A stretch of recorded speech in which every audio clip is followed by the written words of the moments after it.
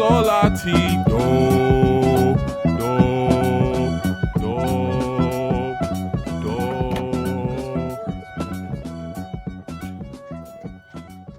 Welcome to the Hidden Podcast. Fuck, welcome to the Hidden Podcast. Niggas in the podcast. Shit in the nigga.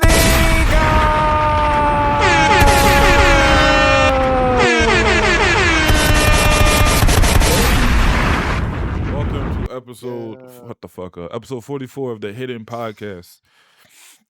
We have Power along with us today. We have Big Kel Power, we have Deadly, we have Paradox. Yo. There you go. Shut up. Yo. I know y'all missed me, bro. No, we back. didn't. Welcome to episode 43, where we will be discussing and arguing as most niggas do. Oh shit! I just realized the overlay thing is on. Do I keep this on? No, I'm gonna turn it off. I need to. Hopefully, next time I'll have an actual overlay, but we'll see. Let's start off.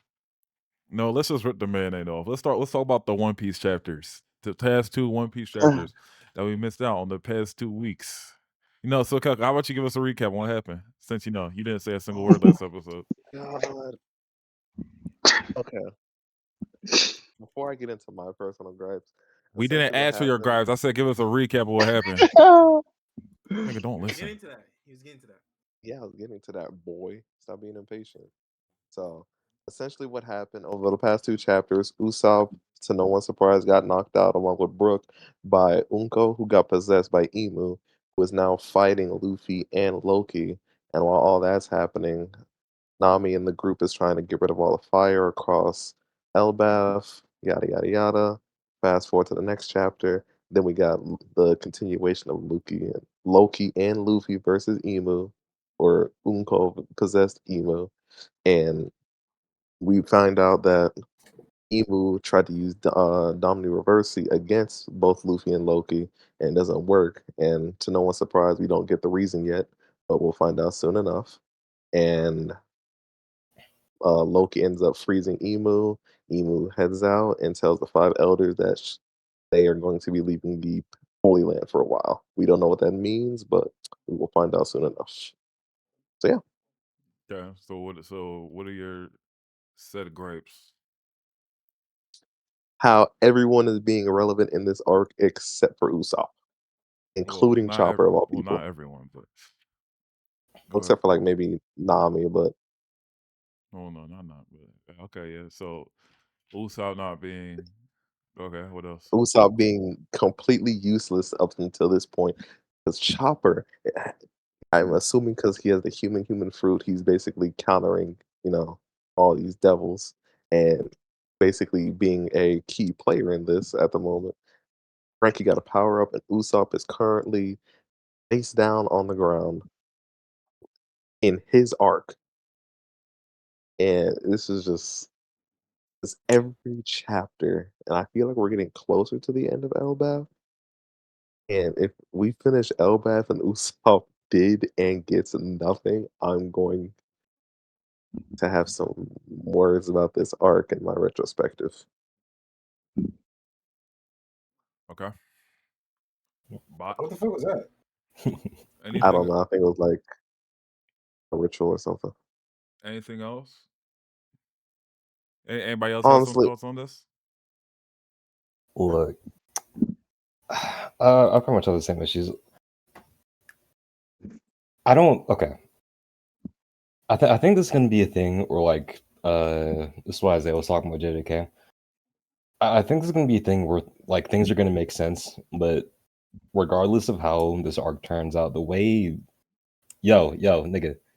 I just heard JJK, and that's just never a good comparison. Oh my God. Anyways, the way Oda's been treating this arc, I don't think this is gonna...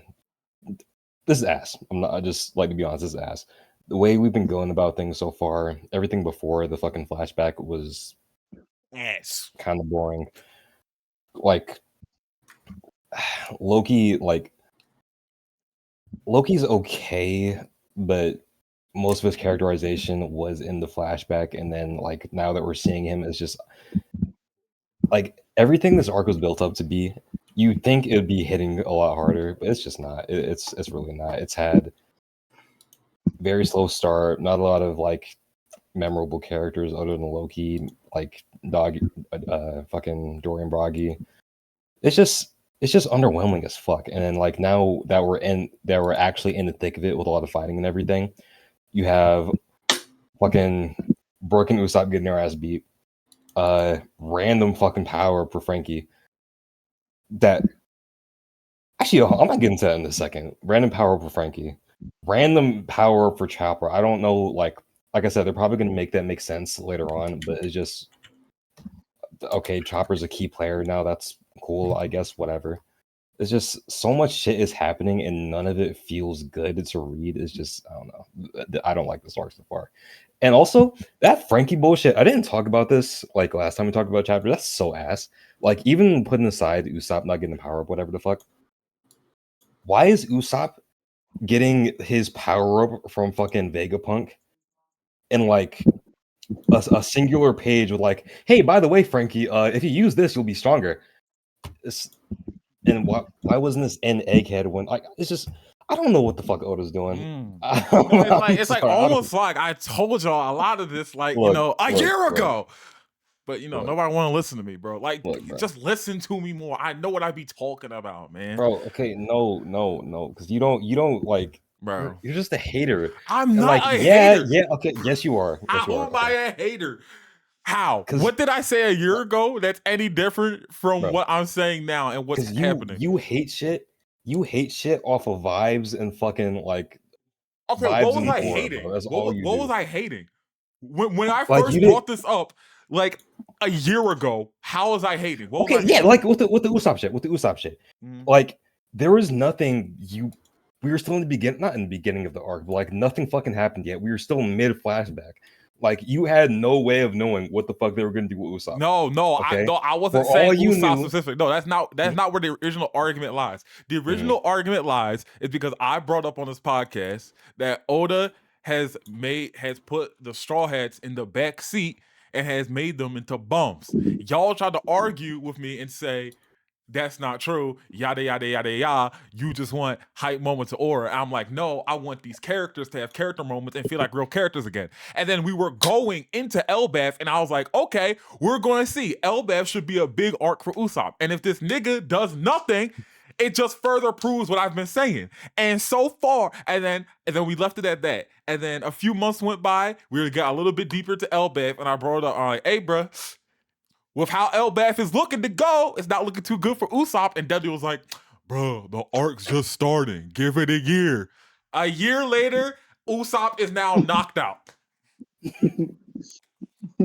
Like, okay, why can't like you just didn't have the hindsight? Like, how you not have the hindsight? Like the okay, see the vision. Look. Here's the thing. Okay, here's the thing. Back when you were saying all this shit, like your reasonings for the Straw Hats being underutilized and shit was a little bit stupid. Like Chopper, like Chopper was getting his moments. Brooke was getting his moments. Like Nami and Usopp were getting their moments, even though it was low key the same like reuse thing that they have. But whatever. Now is like.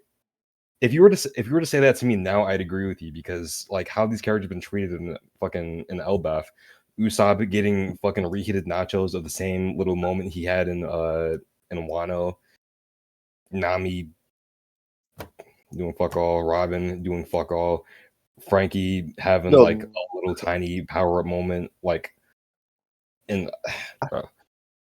No, I can't even say with Robin because like I feel like Robin. I like her character. It's like seeing Solon in the beginning of the arc, but I just feel like ever since then it's just been a bunch of nothing. And that's my only problem. I feel like with Elbaf, especially with Saul being back, I mean, I know it's supposed to be Usopp's arc, but I feel like it should also be equally as much as Robin's arc as well. Why is that? Because I mean, are you talking? Okay. I mean, are you saying that because all the knowledge and the books are there? I mean, you could have brought up the Ohara thing. Knowledge, Saul being, I feel like Saul being Why you alive sound like is Power? also very big. Why you sound like Hold Power? on, Coco. Hold on, Coco. Your shit's staticky. Hold on. Yeah, you sound like Power. Bot. Shut the fuck Shut up, the little fuck boy. up. La la la la la. Okay. We speak again?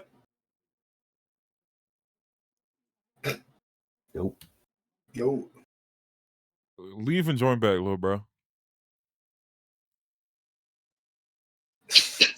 Dude, this nigga's a bot. Say goodbye, goodbye. There we go. We speak?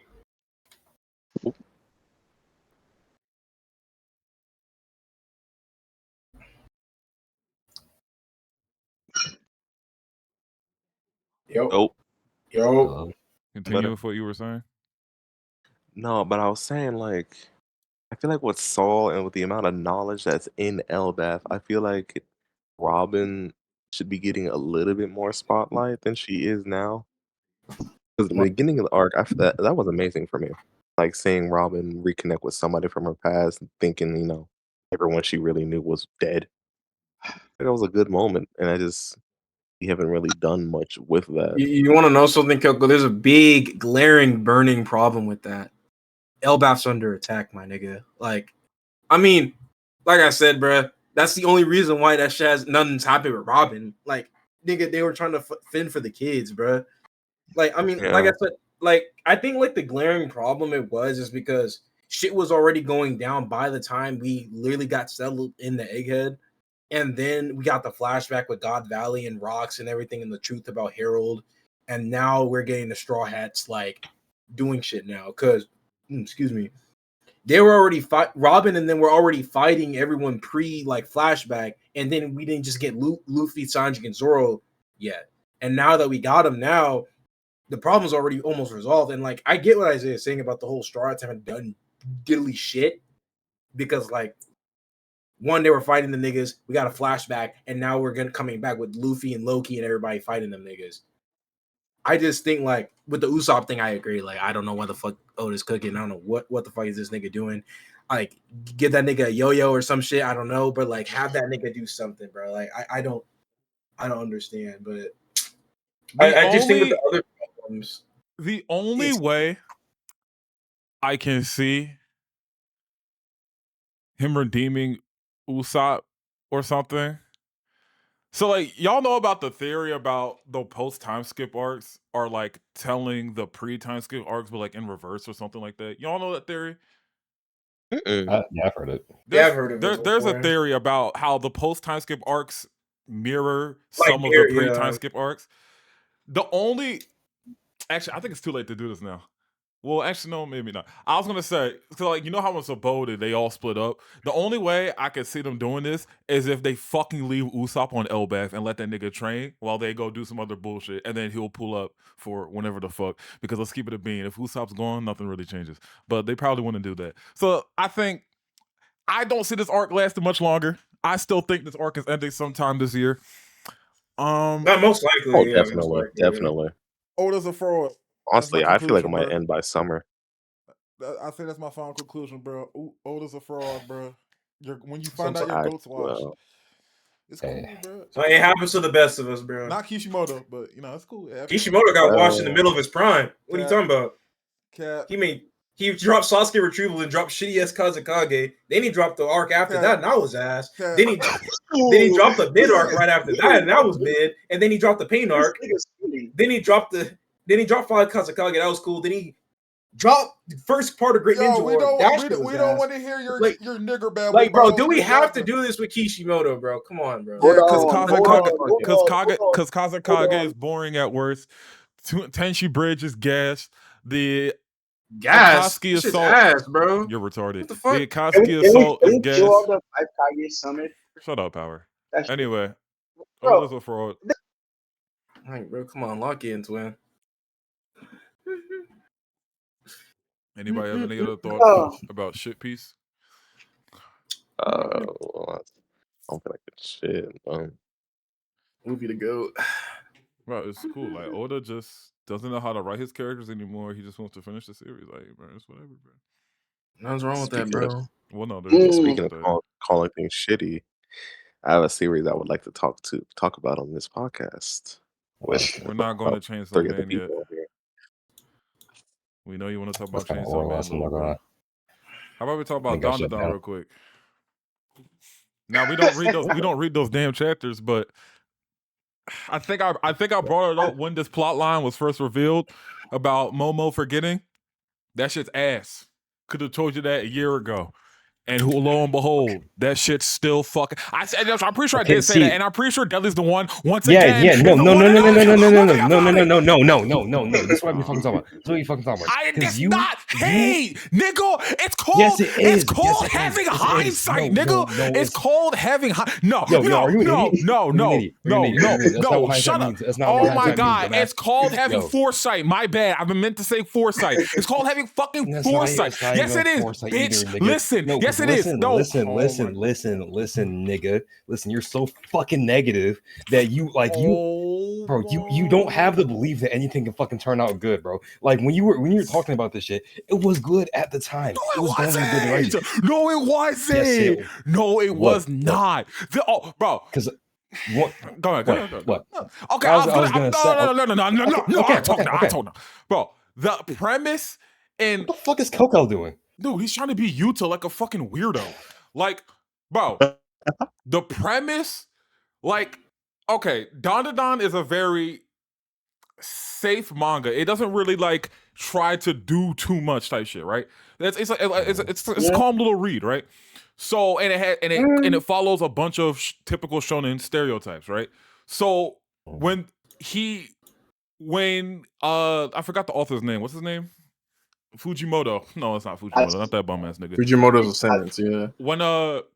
When he Tatsu. yeah, Tatsu, when he did the shit of having Okuran confess to Momo, I feel like that was a break in stereotypical tropes that you haven't shown in where the romance doesn't happen till the end of the series. And it was really, really interesting and really cool to see have a relationship actually develop in a main series rather than off screen, like how every other shonen does.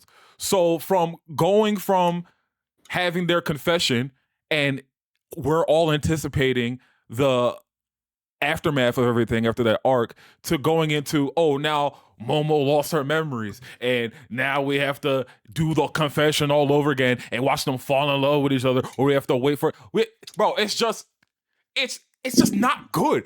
Like it's just not entertaining to read. It's annoying. It's literally one step forward, two steps back. Like you edged us, you got us to the edge and then stop. Like it's literally edging. That's literally what it was. Like I don't see how you couldn't. We get this really big climactic moment for the series, and then you pull us back, and you're like, "Oh yeah, I'm gonna let them cook." No, nigga, just bro, if something looks ass, just call it ass, man. Like that's not being negative. Okay, but I was gonna say at the time, okay, because yo, nigga, Go ahead, bro. I'm listening. I was saying at the time, it seemed like a good like subversion for what the series is doing at the time, because all this time you have Okuran like Subversion. Okuran's the quiet one, and Momo's like actually the one pinning for Okuran this entire time, and then obviously Okuran confesses, and then Momo has the whole amnesia thing. I didn't want it to last. Like, what should have happened, in my opinion, is that if you're gonna do this route, it shouldn't have lasted long. And remember how Okuran was trying to like, he manned up like at the beginning of the arc. He's like, okay, this time I'm gonna get her to fall in love with me. This would have been a great time. And she dubbed his dumbass. Just saying, she did reject that nigga cold-heartedly. Go ahead. Because I think this has been good in two ways. A, it would have been a great time to like properly showcase Okuran's development throughout the series, how confident he's gotten, even outside of like fighting and shit. It would have been great for that. And two, I thought it was a cool little moment showing how like when Momo first rejected him, you know, Okuran being like, it was a good moment to show like you can't just be nice to someone expecting to like you back. You actually have to like, you know, make that connection, shit like that. For the type of series Dandadan is, I think that was a really good message. And then they did this shit with today's chapter, and you have the two fucking opposite pairs getting together, and now it's dog shit. Like, Now it's going. I think this could have been taken in a direction that was really fun to read, and it just wasn't. So, Anybody else have any other thoughts?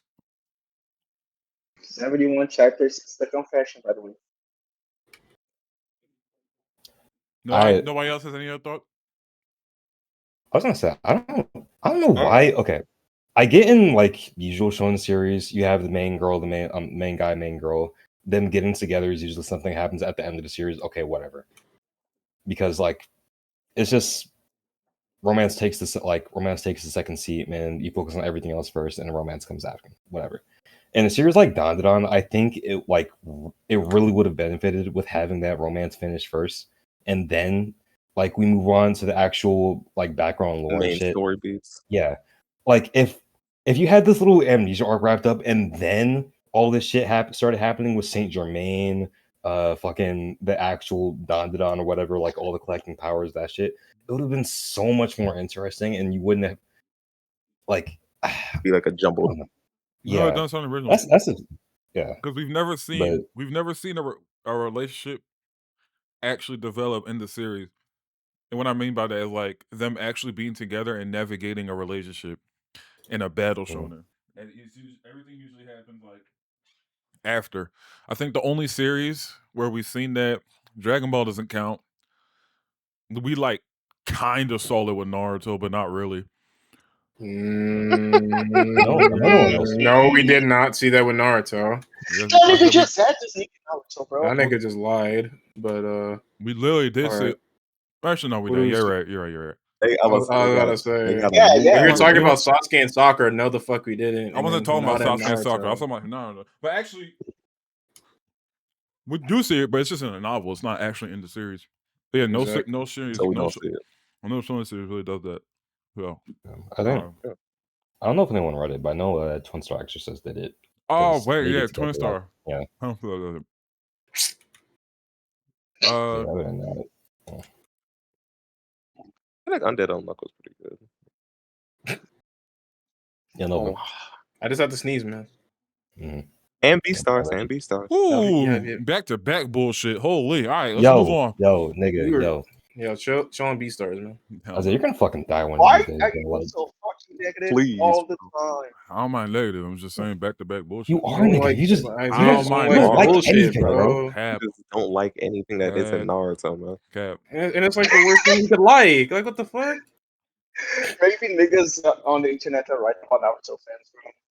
They are, bro. Isaiah is literally the typical fucking Twitter Naruto fan, bro. That's Lily Cap.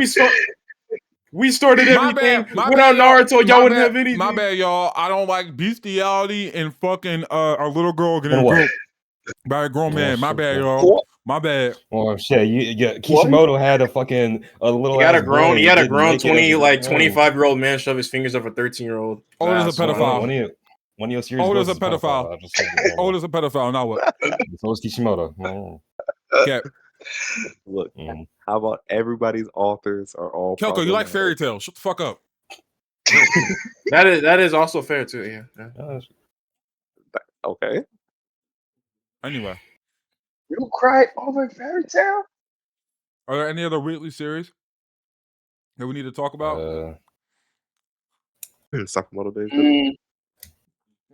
I mean, that's still going on. Is cool right now. It's just they're just fighting still. Fights are good, but it's nothing like groundbreaking.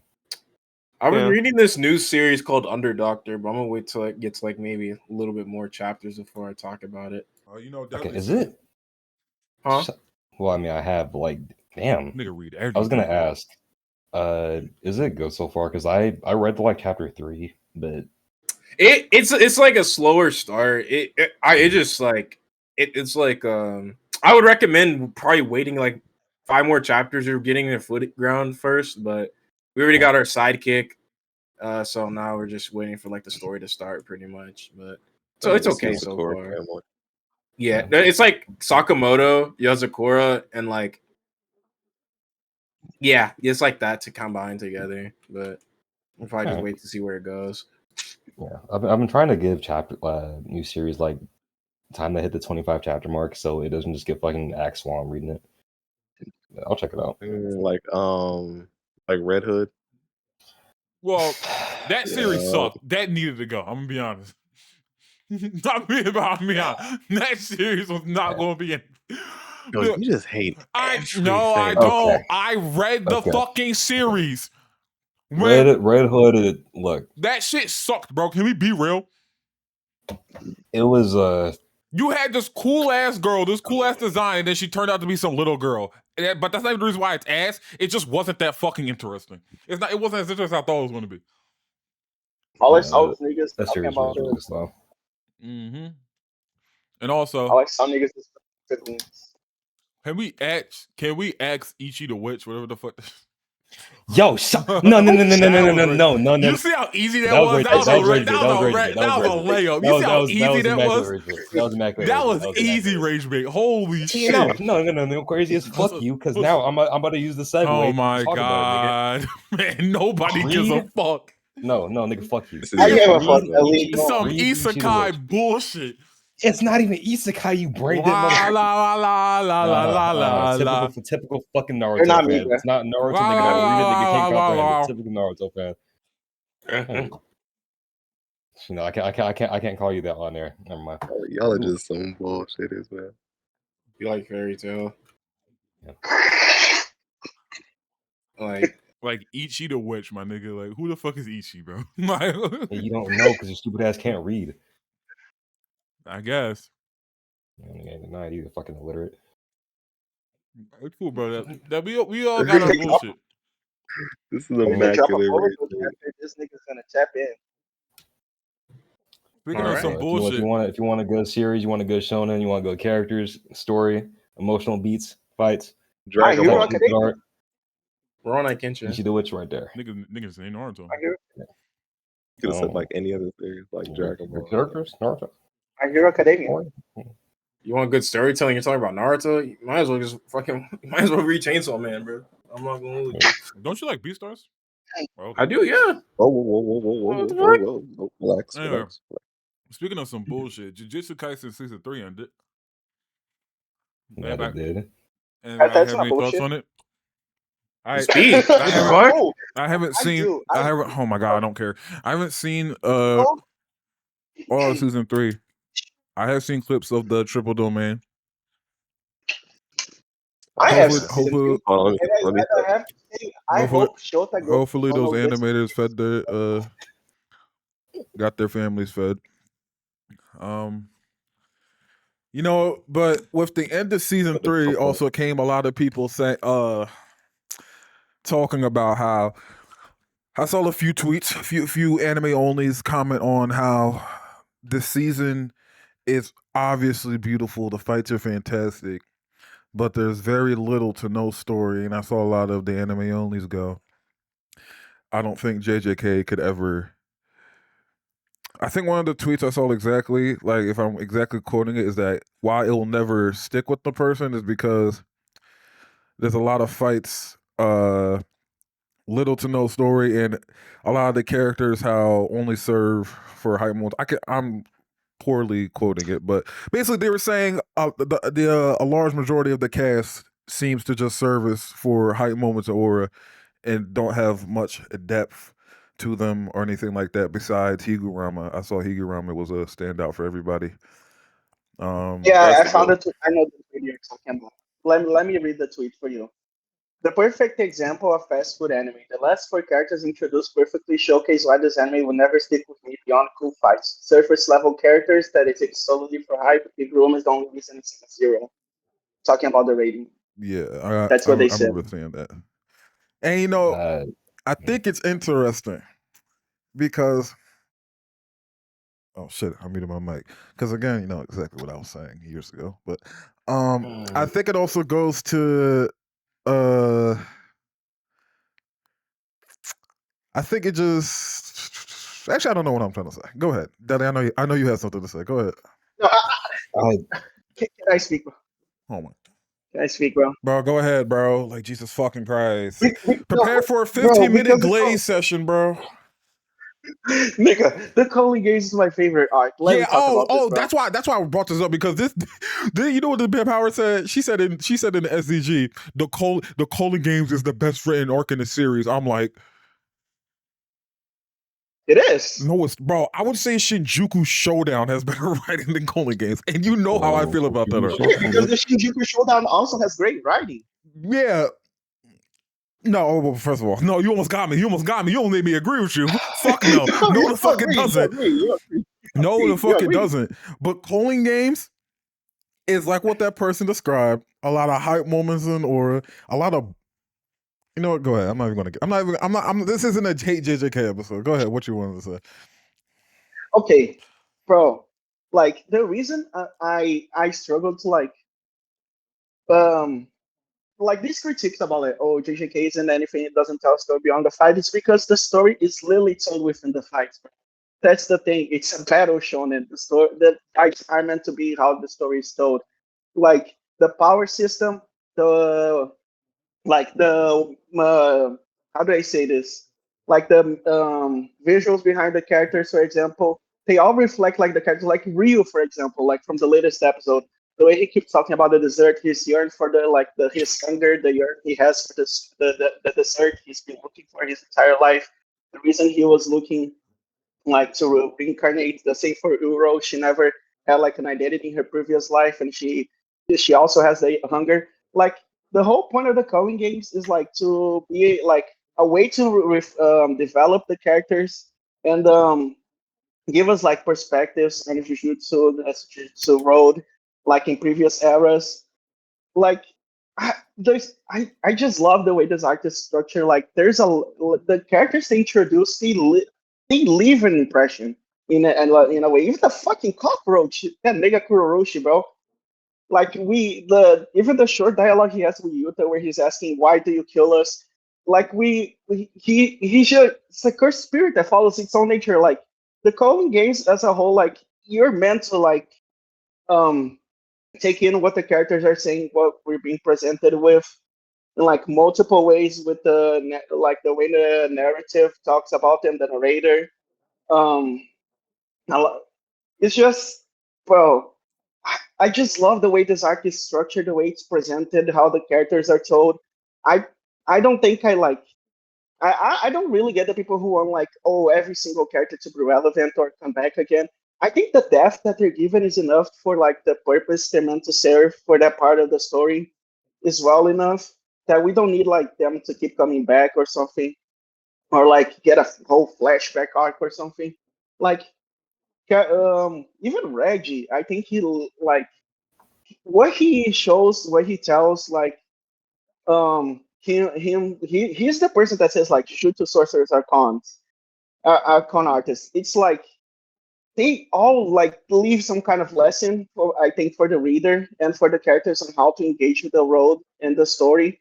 And I think that's like one of the strongest part of the con games. And I think the anime elevated a bunch of it with a lot of the extended fights and extra content they put in to like give some more depth to the characters' combat and stuff, how they engage with their own powers, which, like I said, is a way to reflect like their personalities. So like the Calling Games is amazing, and I really think the anime elevated something that the manga already did really well, for me at least. Cool, that shit sucks. Okay. It doesn't. I'll just put my 2 cents in. Well, one, I think that's stupid. The whole like all the Calling Game characters. I think with some of the characters, like say Udo, like, or who else? Well, actually, I'll just use Uro as an example. Like, she's not forgettable per se, but there's like you're presented with her character, her a little bit of her background, her motivations and whatnot, but there's not much more than that. There's not much more than the surface level. And for some of the Calling Game characters, because of how the arc is like presented, um, you don't really get to see much past that surface level. Like Higuruma has his own like full flashback, so with him you see a little bit more. Um, with, I guess, Kashimo is another example. You'll get to see a little bit more of him too. But I do see how I see how culling game characters in the story could get a little bit like not disinteresting, but you know, not like not like as interesting compared to like the other other characters. Yeah, and like you learn about these characters on the fly, you connect with them on the fly, like during the fights, because culling games is a fighting arc. I shut your bitch ass up. What do you mean? Shut my bitch ass up! I'm literally agreeing with you, nigga. I'm literally saying that is how Gege treats a lot of his characters. Like he introduces them. We learn. Hey, nigga, you're trying to use me as a God. you're trying to use me as a stepping stone for more slander. That's not slander. It's just true. When are y'all gonna let your biases? When are y'all gonna let y'all biases go? Let's talk about it. Let's talk about it. Go ahead. Let me finish. Go ahead, bro. I was gonna say, with some characters, it works a lot better. With like Ryu, for example, Ryu's a fan favorite. He has a strong personality. You don't see much of his background and everything. Fan favorite to who? Well, fan favorite. People like Ryu like a lot. Bro, the 1,000 people that you see on Twitter is not a lot of people. But go ahead. It's not even 1,000. For sure. Like I haven't even seen like I haven't actually seen a single Ryu fan. Go ahead, bro. I have. The point I'm trying to get to is I understand how people can come to that conclusion with the culling games, but at the same time, actually, before that, I also think the anime like made it a little worse in that regard because I love the direction the anime went with everything, but especially for English speakers, Goso did this like thing where you have instead of the narration happening and then the fight, Goso had both occur at the anyways. A lot of it happened at the same time. Like Megumi vs. Reggie is a really huge example. Every single anime only I've seen watch Megumi vs. Reggie, they don't know what the fuck happened until they go back and rewatch the episode. Like, it's just because there's so. Have y'all seen that RDC JJK skit? Yeah, about how they explain everything and like the whole... or the nigga gets trapped in the domain and there's just like fucking 50 lines of text above the nigga and he looks up. Yeah, I feel like that was really a little bit bad this season. So I on a first watch, I think it was kind of hard to grasp like a lot of the deeper meaning and things you would normally get from a manga read through. It was better in the Yuta episode, but for the most part throughout the season, I think that was a little bit of a problem. And also, some lines were cut like during the not really sure if he wants to live or not. That's why he held back against fighting me. I think I mentioned this on a previous episode, but to me, that's a really important line in showing how fucking head Yuji is at that time. And you kind of get it later on, anyways. But even still, it's a really important line to his character for me. So them cutting things like that throughout the season 2, part of it is the culling games, part of it is the anime direction. But either way, I think there was enough like throughout the arc to like understand what's going on with the characters and the story, and I do think it was deep enough to be considered good writing. I guess I don't know. I don't agree with the tweet, but I see where it's coming from. That's I think what I want to say about that. I don't. That's fair. Yeah. But I do get what you mean though, because like the narration in JJK is generally like really important.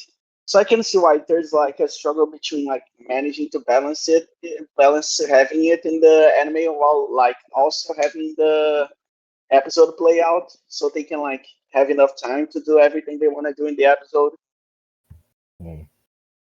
But yeah, there's a lot of, especially in Sendai, there was a lot of good dialogue. Like the Kurorushi fight is very breakneck pace. Like that shit happens so fast compared to the manga, where like the anime completely skipped out on the explanation of what the fast-moving life sword is that Kurorushi is using. I don't think not a single anime only fan is gonna know what it does unless they read the manga or look it up. Okay, so I think I don't think it's as bad as the tweet's saying, but like it. Yeah. Yeah, I think that's it for that. Yeah, I don't know. Isaiah's acting in a way like he's not the one that brought up the fucking topic. Because JJK sucks. And why did you bring it up? Whatever. I didn't. What do you mean? I'm not a no. I mean, I guess No, I didn't mean to say I everyone's didn't. like, I guess everyone's like experience is gonna be different. But like, even when I was reading the Calling games as it was coming out, I really felt engaged like with the characters and the story because like I think it's the arc that gives like a lot of depth to Jujutsu Kaisen as a whole, like the road and stuff, and sorcerers, the past eras. I genuinely think like the Calling games is a genuinely amazing arc. I think you're And to see delusional, like but the it's all anime right. get it right for the most part, Hey, let her finish. nigga, nigga, Let's move fuck on, you. bro. No, let's not move on, bro. Hold on, now I gotta No, All right, now all that right, we're shut gonna up. talk All about the right, no, story we're enough. done. We're done. We're done talking about this boof ass arc. Kel, go ahead and talk about the series that you wanted to talk about.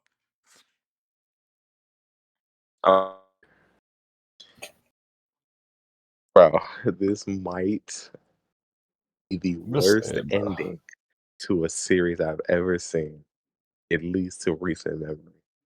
You're talking about the. But, sorry, my manager texted me, but oh my god, Can you Chainsaw introduce Man the might be the series that worst you're thing I've ever talking seen. about? Like you're just saying shit. Chainsaw Man Part 2 specifically. Okay. Yes, that manga by Netanyahu himself. That's a bunch of bullshit. Go ahead. Oh It's man. Oh man. Chainsaw Man Part 2 genuinely broke my Oh. heart because Part 1, regardless of what Mr. Paradox may say, it was so good. I really enjoyed it. It was a very fun read. Yeah, we see your eyes. Oh my god, bro. You gotta stop talking positively about You know, the it's not manga. that, bro. I'm not even saying anything. Like I can't just give reactions. Bro, Yo, Power, we don't see, want to Bro. see it, bro. We don't want to see it, bro. Copyright, bro. Stop copyrighting my shit. That shit. Go ahead. Man, whatever. This is probably one of the most lazy endings I've seen. You just pull the dang, none of this ever happened. Everybody's alive. Have fun art. Like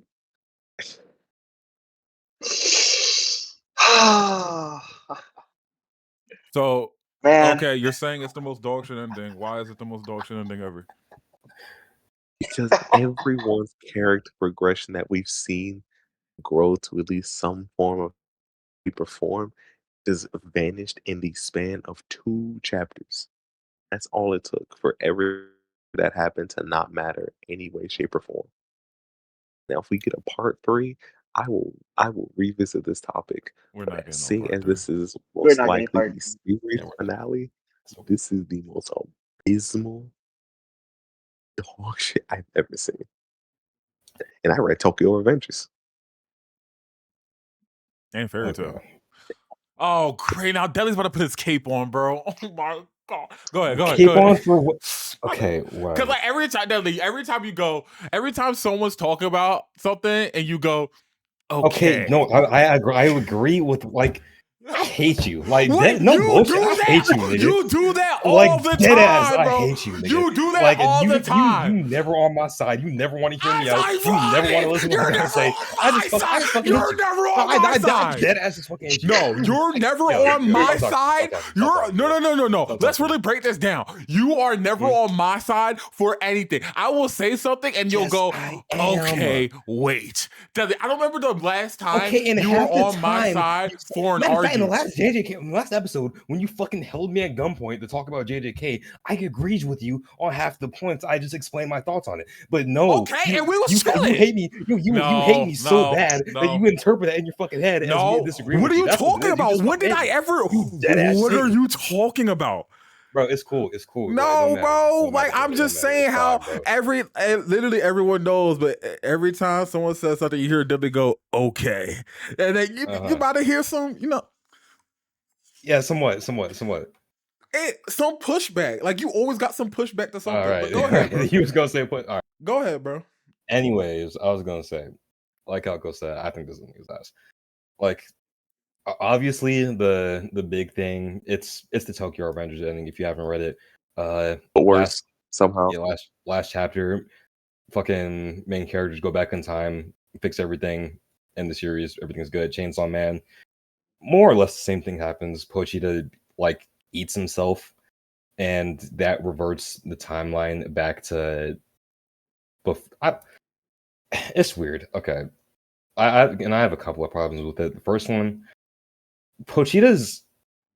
A couple of things got confirmed through Pochita doing this, because one, he's not the Chainsaw Devil. That got confirmed because Denji mentions a chainsaw later in the chapter. We'll never figure And out uses what one. he was, and we uses one. We'll never figure out what he was or why he was Plot called the device. Chainsaw Devil or whatever the fuck. He wasn't. And obviously the other thing, it wasn't a full timeline reset because Naruto is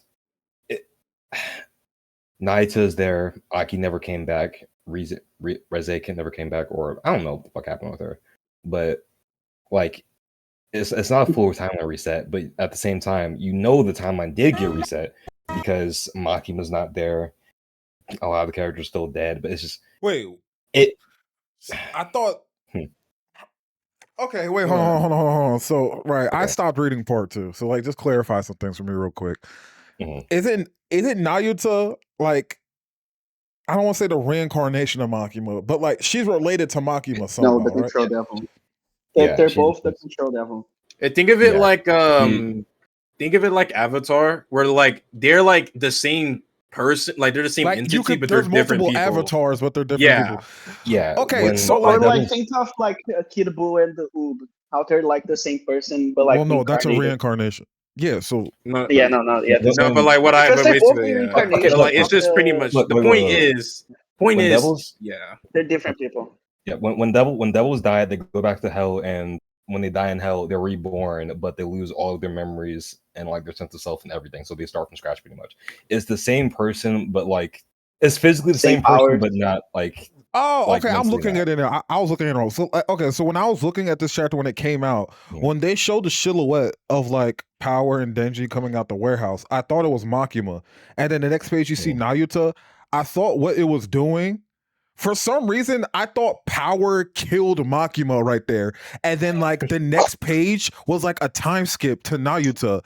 And that's why they were in like, that's what I thought happened. So I'm like, oh, Power kills Makima. That's what I thought happened. Well, I don't want to read the whole manga. I don't want to read. I don't want to read the whole manga. But you have to read the whole manga. But I don't. But Anyways, I'm not making a judgment. I was asking a question, bitch. Bro.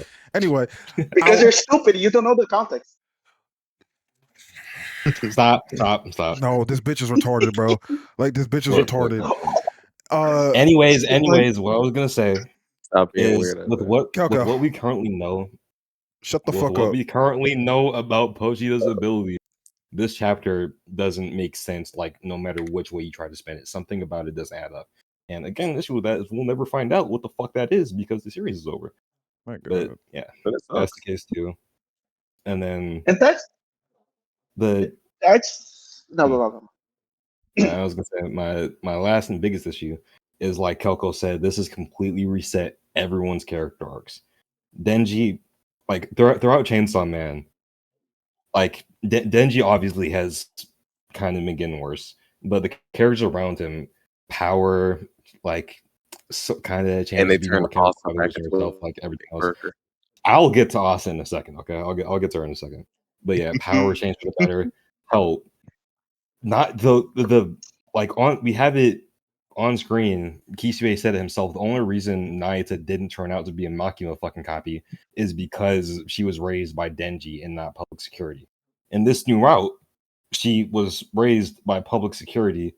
So unless you want to like assume some other bullshit happened, this Nayuta is basically Makima 2.0 or should be something close. I don't fucking know. Yeah, she will definitely grow into another Makima. Yeah. And you know why we'll never know, Deadly? Because who cares about character exploration anymore? Look, and then Power, Naita, Aki's nowhere to be found, which makes no fucking sense because if Power brought back as Power, like I wish Power stayed dead, and I wish Power would die. Character or the person? Yes. Fair enough. Uh, Yeah. And You love me, bro. last but not least, fucking Asa. Asa might be like The worst main most character of all time. not even that. Yeah. She might be the worst handled female character I have like I think she was seen. just hoed. She was just given the worst short end of the stick. Yeah, She was like character in a horrible series. the out of everyone in Chainsaw Man, Asa is the one who, like really was becoming a better person. We saw her facing her traumas, confronting them, trying to heal from them, making an attempt to be a better and stronger person, like coming to all these revelations throughout the series. And then very last page of the manga, grabs the wheel, there's a full fucking U-turn and drives it. It's like at least in like some shit like Tokyo Avengers, you can make the argument that like, it might not be the same timeline, but all the characters are still like they still develop similar personalities, right? Or fucking another I can't remember right now, but like another series that did this had the same thing happen, but no fucking am I thinking Fire Force? I can't remember, but they could have done some shit where like everyone kept their souls or like their personalities, whatever. And even though the timeline reset happens, at the end of the day, they're still them. But doing this, it's literally just a massive fuck you to the last like decade. Everyone's Chainsaw Man. Asa gets fucked over. She's still a fucking self-hating incel. Denji gets fucked over. That nigga's gonna die of tuberculosis in like 2 years. Nigga's still like easily manipulated, nigga, just no growth whatsoever. Power, like It's probably a bitch. changed Nah, the it's least probably out the of everyone, but same. like, yeah, it still affects her a little bit Because she too, didn't meet the fucking- cat, no? Yeah. Or did Yeah, that the still cat. happen? Yeah, they still. I don't know if it's No, the cat big showed now, up but because the cat yeah. was being friendly with Nayuta. Okay. Yeah, and obviously Nayuta, like assuming it goes that way again, it's just a massive fuck you to everything, like all the reading that's been done. And when I saw Chainsaw Man was ending, I had my expectations not low, but like I was expecting something like out of the box or weird or random. Okay? This is the same nigga that wrote Fire Punch. This is the same nigga that said like I want the ending to be, I forgot what he said, but like something unexpected, something, you know. I was expecting it to Like something with more creativity. yeah. Like if it ended with like Denji just fucking, not even Denji dying, but like He if should it have ended died. with some depressing shit or something just like abrupt, I wouldn't have minded. But the fact that he did that and just completely erased everything that's happened is at a certain point, you see a lot of niggas on Twitter arguing this. Like they'll say Fujimoto just wanted to write a creative ending or something unexpected or subversion of like the shonen genre.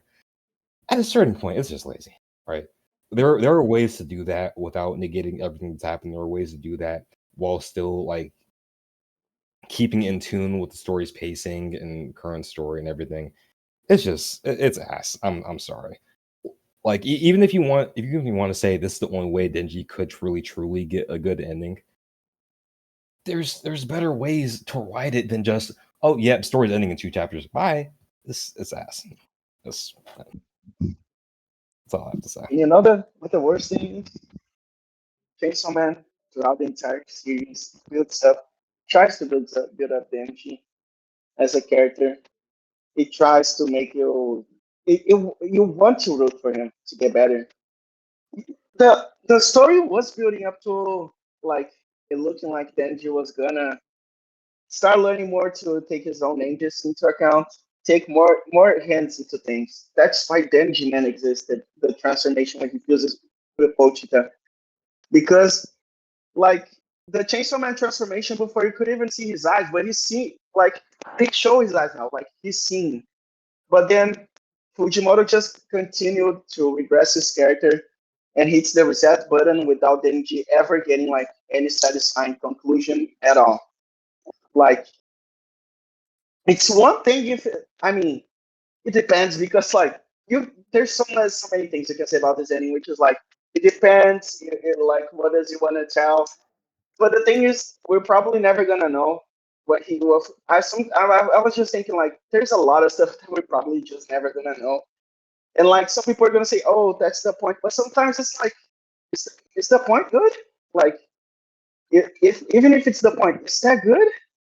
Because like, just having like Denji suffered like a lot of consequences already for what he was doing, but like to just hit the reset and fix all the consequences, Ayuta being alive again.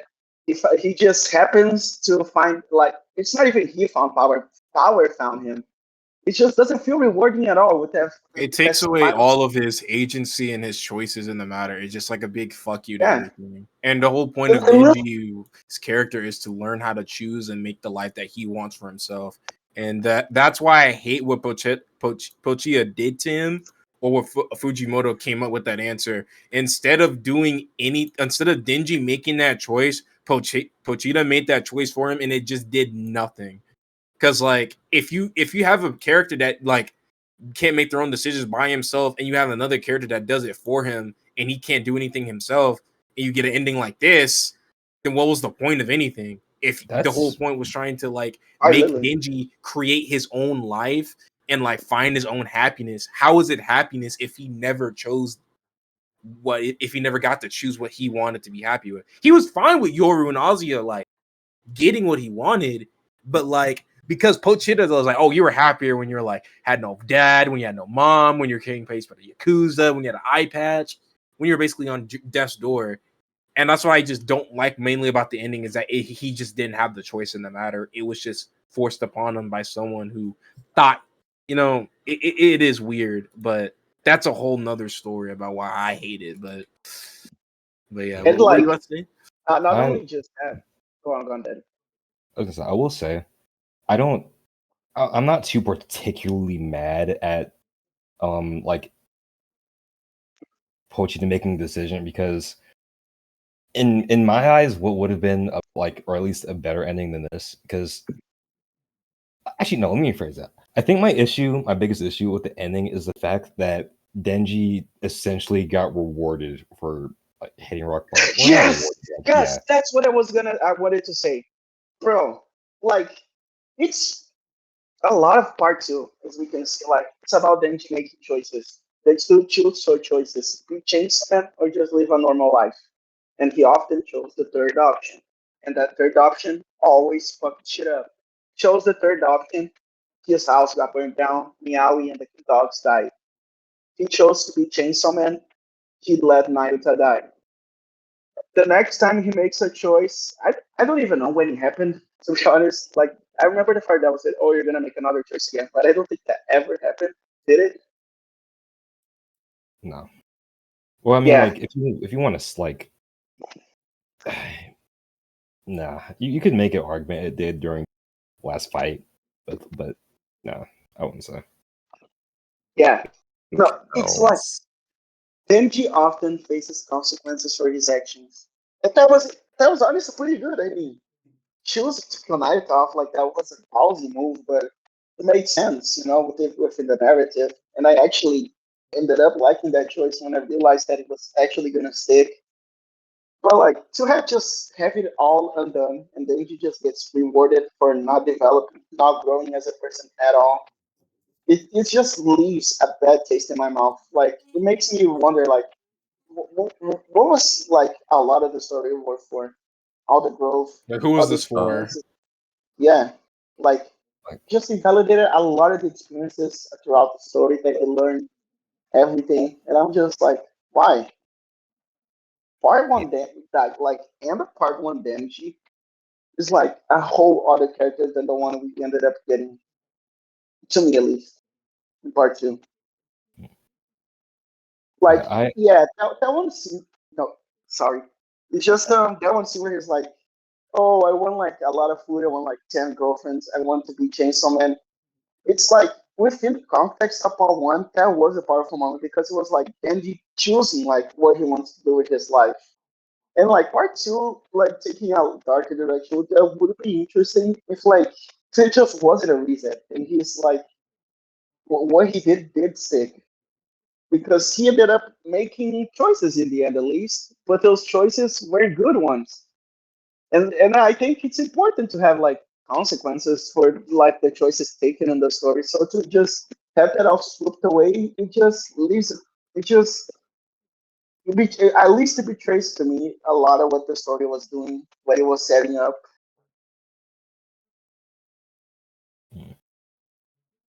Okay. I was gonna say like I don't I really wouldn't have a problem if this story ended horribly for Denji, right? Like the idea with what we've seen in part two, the idea of Denji making wrong choice after wrong choice after wrong choice, and then finally at the end he makes his last wrong choice, tries to have sex with like fucking Yoru or something, and then Pochi sees this, he puts the hard stop on it, says, "No, you're done. You won't be happy like this," and sends him back. Like something like the idea of that is cool, but you have to. I feel like you have to follow through with that. You can't just say like, "Oh, yep," and then Denji and everyone lived happily ever after. You have to actually make it like, okay, Denji gets sent back. Like, he faces the original fate that was waiting for him at the start of part one. He either dies from fighting devils or of his disease, or he fucks up and actually gets killed or something. But like the message of the story from how part two ended is, yeah, just keep fucking up your whole life and eventually you get a chance to start over and then everything will be good. And it's just like I don't get what Fujimoto was trying to say with it. I think I don't know. But it was ass. Because like for series like Chainsaw Man, consequences did stick. Like people died and they just don't come back to the narrative or like our life at all.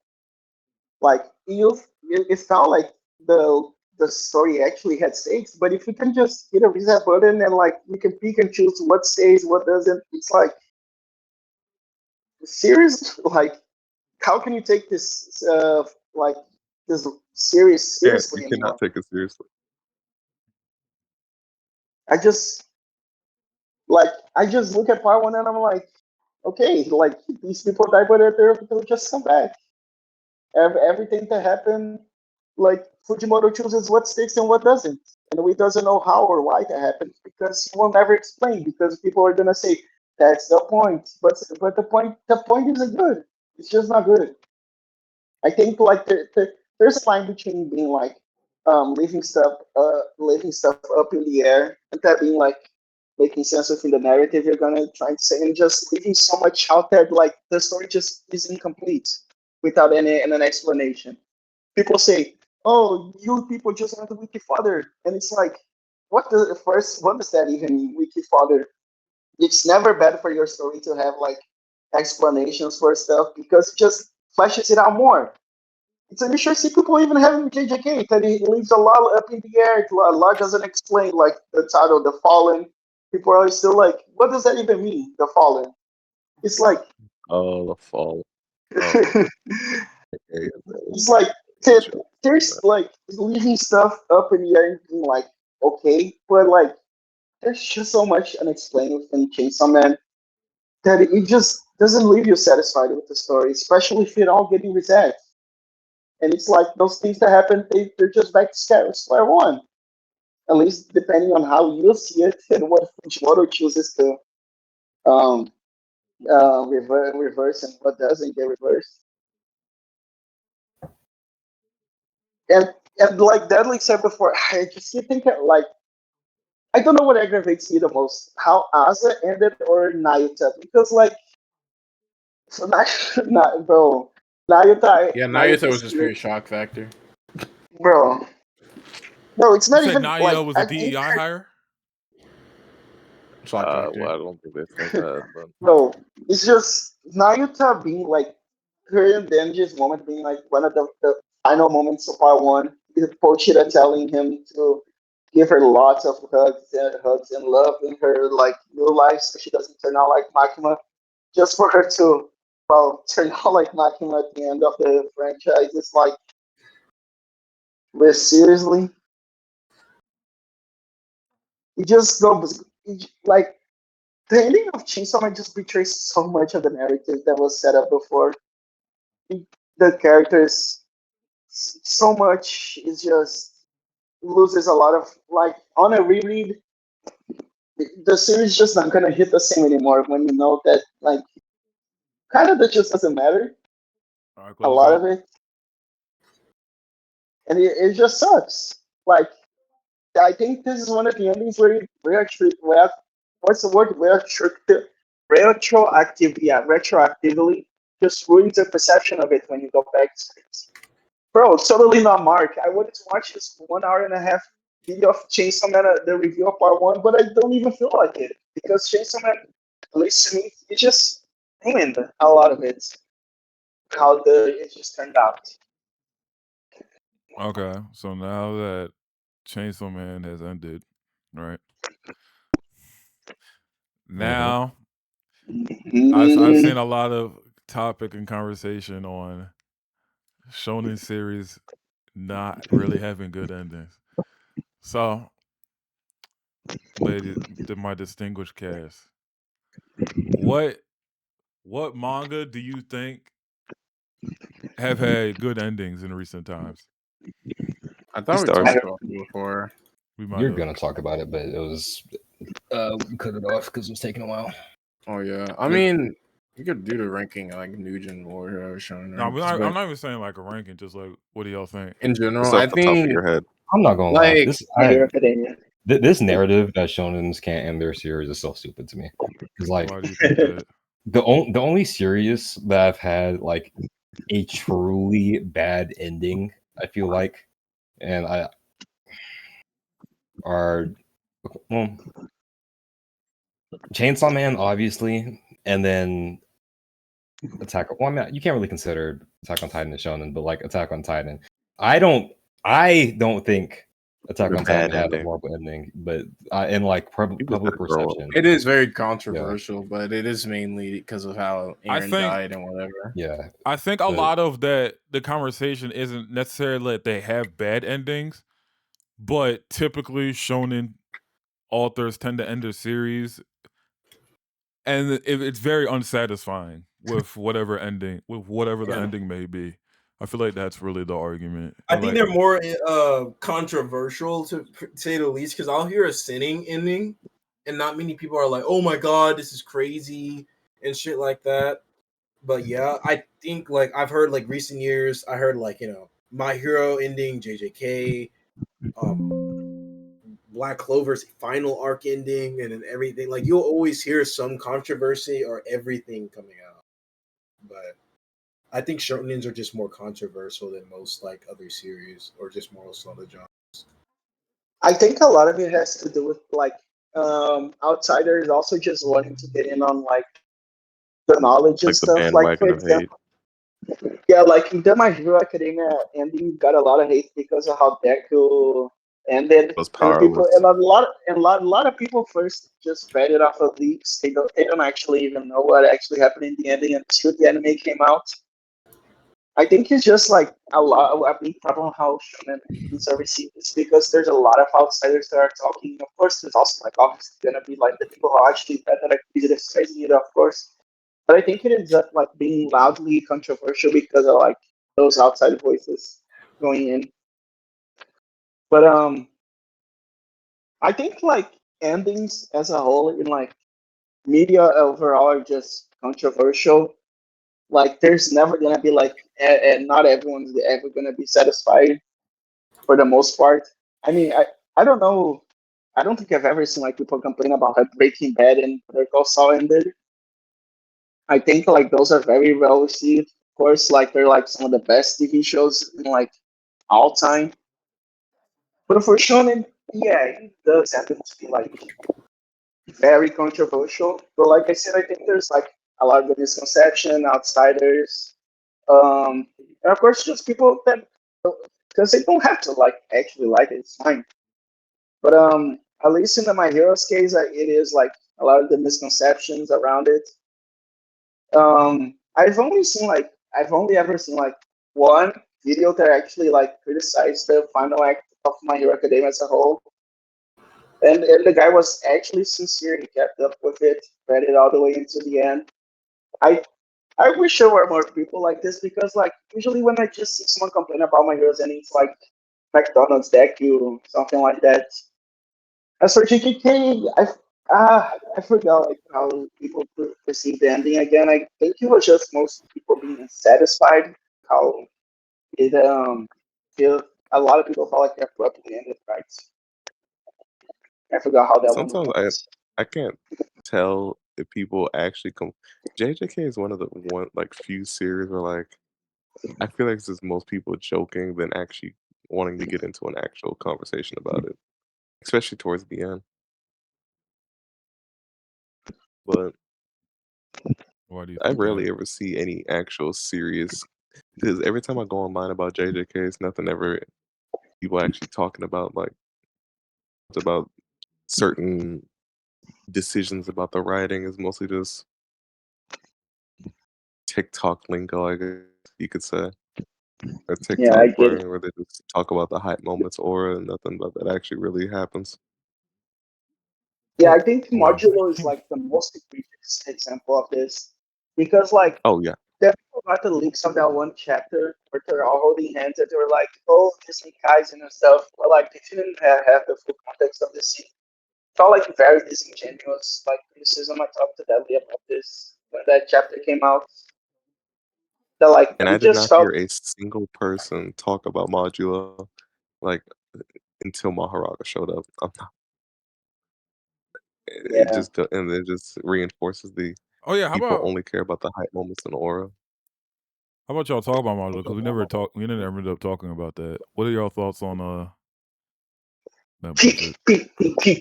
Modulo, Modulo did a really good job for what it was trying to do. I don't have any big problems with it. It came in, expanded on what was happening after the events of JJK. We saw some cool shit, cool characters, and then it did something big and followed up on the big plot point of JJK, and then it left. I think Yeah. for what it was trying to do, it did really well. I agree. Yuji showing up was pretty cool. Yeah, that's probably all you fucking read, Calco. Yeah, no, Modulo, bro. Yeah, not like Deli said. Not only did it follow up like big plot points of like original series that Gege does, like you can tell Gege really wanted to expand upon, but its own narrative about coexistence and immigration. That shit is fucking beautiful, bro. And it's why the criticism of that one chapter felt very disingenuous because like a lot of people I think they miss like the flight over their heads the whole narrative. It like Modulo's message about what's the one quote that the guy says? Countries exist for the people. It's not that the Yeah, people exist for the country, bro. That shit is so fucking powerful. Like, how do I put this, bro? Like, I just think that the theme of coexistence, like Maru's technique, for example, like it being like harmony, like the requiring. So it just I have so many thoughts about Maru. I that is have to. I think I'm gonna have to write when I think, bro, because like I have so much stuff I want to say about it. Fuck, Dudley, damn it. Kelko, Nova. What's up about Modulo? Yeah, what are your thoughts on Modulo? don't ask Coco. I mean, I think I've talked about Modulo. I think, like I said, it was a nice sequel, and I don't want to like just say, like reiterate or just like regurgitate what I already said about it. I think it did it. I think it did its job well as a sequel. Expanded upon what JJK didn't or what they brought up and introduced, but unfortunately didn't get to do. Better. I do like this art more than JJK's, but I do see why I can understand that it lacks the Gege charm that makes it JJK. There's that. But I do like this art like a little bit more because it makes it more clear and other things of that. I like the characters they were introduced. I like Tsurugi, Yuka, Maru, I think, and Cross. I like the dynamic. What the fuck? That was crazy. What the fuck just happened? My bad. What the fuck? Y'all kicked me out here, bro. That was out of character, bro. What the hell? Where the fuck did you come from? No, but he When bro generally joins. This will just explode when Go on, Ella. the domain expansion or something. I think Modulo was good. We're talking about Modulo. Yeah. No, but yeah, Modulo was good. I just want to reiterate what I said. But yeah, I like Y'all think Modulo made the ending to like the actual series better? Yes. I mean, JJK's ending was already pretty good to me, but Modulo have to expand a lot of it. I think the ending, I think the ending itself was fine. Just like, I mean, like it was fine. No, I said while we're on this topic, because I've no, yo, no, like I said, he hates me. I don't hate. I love you, bro. But it's just like every time. Go ahead, bro. What's up? I was gonna genuinely ask you, what do you like? What do you not like about JJK's ending? I don't think I've ever heard JJK's ending. It's a lot of what I was saying earlier. It just leaves me unsatisfying. I said this when the actual ending happened. I think by itself, it's weird because like the way I see endings, it's like what leads up to the ending and then like the actual like ending, like epilogue itself. Like if what happens in the actual epilogue itself is like bad, you know what I'm trying to say? I think the actual like epilogue itself isn't too inoffensive. I think it has like it kind of leaves you with like it's a kind of a feel good ending. Like it kind of leaves a good feeling in me. Pause. I also agree. Actually, no pause. It leaves a good big old load in me, right? Like it feels like like the epilogue itself isn't that bad, but where the ending does fall flat for me is everything that's leading up to it and how incomplete the series feels, much like Chainsaw Man for you guys. There's a lot of things in this series that were just introduced and then discarded, not expanded upon, and from my knowledge, we will never learn anything about it again. Like Power said, what the fuck is the Fallen? What the fuck is the Fallen? Tell me what that is. Okay, I joke about the Fallen, but it's not a big deal. What do you mean it's not a big deal? Okay, that is a big deal. They were literally having a conversation, and they were like, and then Angel, like the whole, the whole dynamic with Angel, or whatever. She was talking about like the whole. Because Angel is a bitch from like the past or whatever, right? And then she was like, they want to all take out Sukuna for a specific reason, and it was like, oh, it's because he's the Fallen, and then it's because of the Fallen one, and then Sukuna is like, yeah, nigga, I'm the Fallen. Okay, expound. What did you do? Okay, like we get it, you were a dickhead, you're the king of curses, but what did you do? And also, the whole hand area in general is a fucking blank sheet. Go ahead, bro. Not really. It actually has a lot of it's actually being split a lot of throughout the season. Just don't pay attention. No, but seriously, the Fallen is not really, bro. It's just a title that was given to Sukuna because what he was doing, he was eating niggas and killing niggas, bro. They literally said that like during Uro's introduction, they literally said that nigga wiped out her entire squad when she was working for the Fujiwara clan. Yeah, sure. I could agree. I could agree with you, but giving him specifically a nickname like the Fallen, you're setting up to make it seem like there's something more to it than actually just, oh, he was thinking curses doing dickhead shit. Like we already fucking knew that. So why would you introduce this as referring to someone as the Fallen, the Fallen, the Fallen, and then we find out Sukuna's the Fallen? You're implying that there's something more to it than just he was doing regular Sukuna shit that we already knew. Like, okay, listen, I've talked about this before. I think. Remember I was talking about earlier how a lot of the calling game characters are a little bit like surface level, very surface level. Yeah, I think that applies. I think Angel is the biggest character that applies to.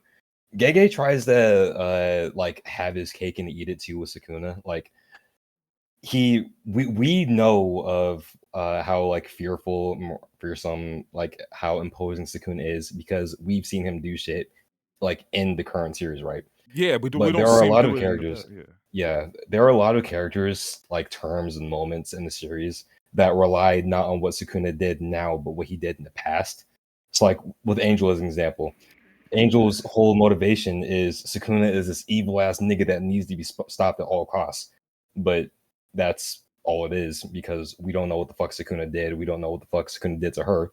Same thing with Uro.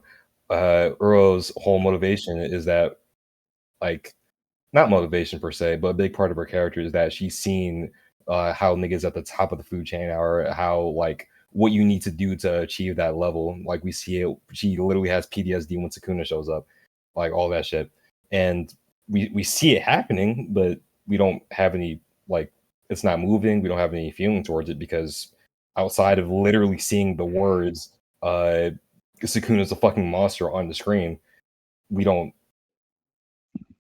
There's nothing else there. And that's also why I raise my eyebrow when Power says Calling Games is the best arc, because a lot of my issues, actually, I think like 99% of my issues with Jujutsu Kaisen comes from the Calling Games, because he does so much in the arc, introduces so much, and almost all of it goes nowhere.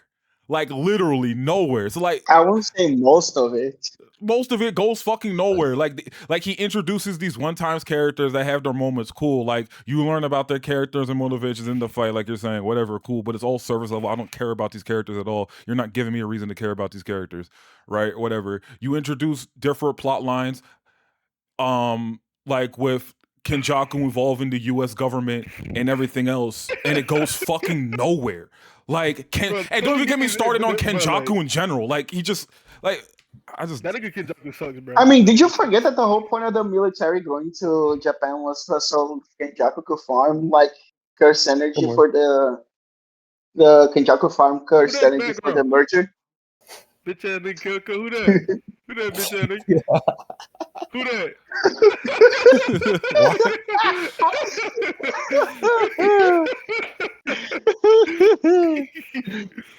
Who was that, Coco? Anyway, that shit sucks. That nigga in the background. Oh my that nigga cannot hear you. Also, I was gonna say, bro, the Calling Games on paper sounds like the coolest idea ever, but it's just executed so wrong, bro. I agree to disagree. But like I was saying, the military, did you forget that the whole point is that they're just to farm curse energy for the merger? Kenjaku literally set them up. Like, it's not like it's meant to be a big deal because of like the fact that they're gonna make the merger even stronger. Okay. Cool, that's like but, they but the whole merger plot as well is like. Go ahead. That shit can really happen. I gotta. Okay, listen. I need to go on a kind of mini rant with that the whole merger thing. Go ahead. Gege wrote himself into a corner with that like very early on because it's about a lot of things he did.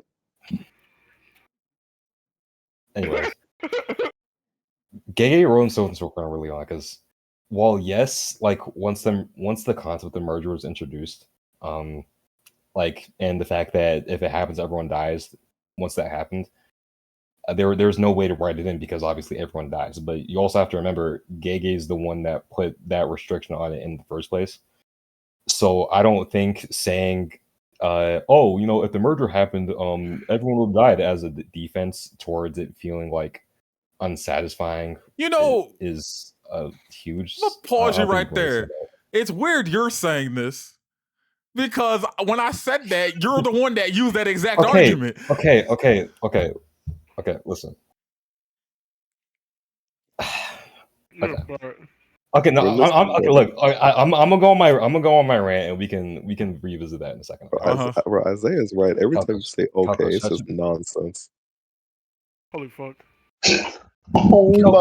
Kel, there was a whole fucking podcast last week where your stupid ass literally was too incapable of understanding words on the fucking page. I'm not going deadly.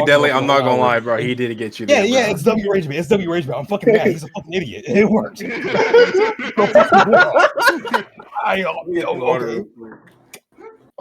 Look, anyways, what I was gonna say, like I think everyone's a lot of people's issues with the whole military plot line for JJK. Like, yeah, it had a reason. It didn't. I wouldn't say it went nowhere because it accomplished what it was trying to do. It's just the way it was written. Like, okay, you're reading the Clan Games, right? The military pulls up out of nowhere, and there's this like huge side plot going on inside everything else, where Kenjaku's meeting with the U.S. military. He's like conspiring and all this shit. It's like in your mind, you're reading this like, oh shit, there's gonna be something big happening with like the rest of the world because Kenjaku's meeting with the fucking U.S. military. Mm-hmm. So you create this idea, and like you have what Gege did is he had this big idea that he started out with, and then knowing but he knew the merger was gonna end like in a really not anticlimactic, but it wasn't gonna happen. So you have this big idea that ends in a very small way. So that's no matter how you write that, even if it is connected from start to finish, it's gonna feel unsatisfying. I think that's a big problem with a lot of things Gege does in the series. Like throughout the series, I was talking about a second ago, you hear a lot of terms and people from the Han era. And while yes, you understand enough to like understand what happened to these characters and you know why they're saying things they're saying, you generally know like what being the fallen like implies for Sukuna. Like he was a fucked up person, he did fucked up things, he fell from somewhere, obviously. But Nigga fell down the stairs because and he gave himself never a title for it, bro. Like, because I mean, you also Gege, forget that Angel. Hmm? Go on. I was gonna say No, because just I was Gege gonna never say. You niggas are go. My bad, bro.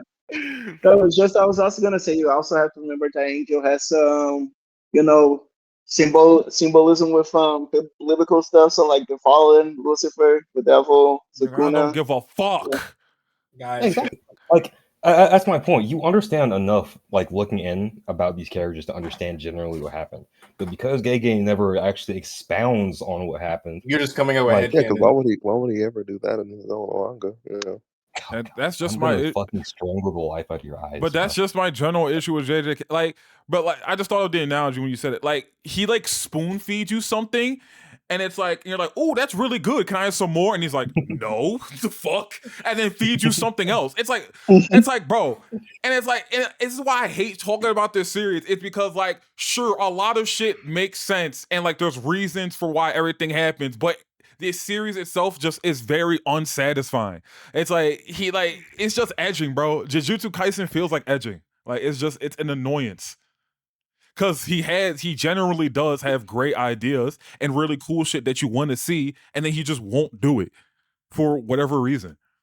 Like that's just that's what I've always said. The biggest like quote unquote fix for JJK would literally just be another arc. if the series Not was even longer, another arc, dude. just like more. No, chapters. more like just more we- filler arcs, like arcs that let you like sit down and like maybe like chill for a bit. Are you Yeah, talking like- about I do like think that- how they had that fucking time? They had that time skip, or whatever. And they didn't even Not even elaborate on not that even shit? just a time skip. Maybe like after Kyoto, like you have like because like Kyoto was not enough time, or like not like something between maybe after the Season hidden one inventory definitely arc. needed more shit. You mean Something between after like something after the hidden inventory arc and right before Shibuya, before shit went down. I think if we had a mini arc between there that let us like get more character interactions, like get learn more about the like Mai and Maki could have learned more about them. We could have learned like everything about that instead of like jumping from Kyoto and the hidden inventory straight to Shibuya and everyone's fucking dead. Like Yeah, that's what. Go ahead. And like I think a little arc would have been better to bridge the gap because you can still lead in that. There's still time between those parts, and you can leverage off of that.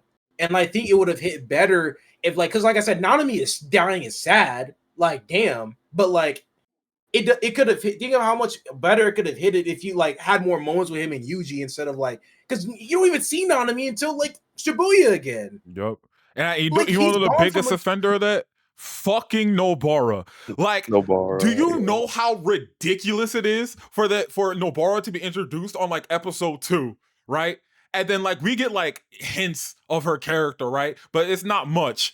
And then the time that we really deep dive into Nobara is when she's fucking dying, and then she's gone for the rest of the series. And bro, like that was ridiculous when I first saw that. I'm like, yeah, to me, the three biggest failures Gege had with JJK was Nobara, the fact that them going to the US to save like the sorcerers that got kidnapped is off screen, and the fact that the manga ends before like anything can be done about like the world starting to learn about cursed energy, cursed spirits, and all that stuff.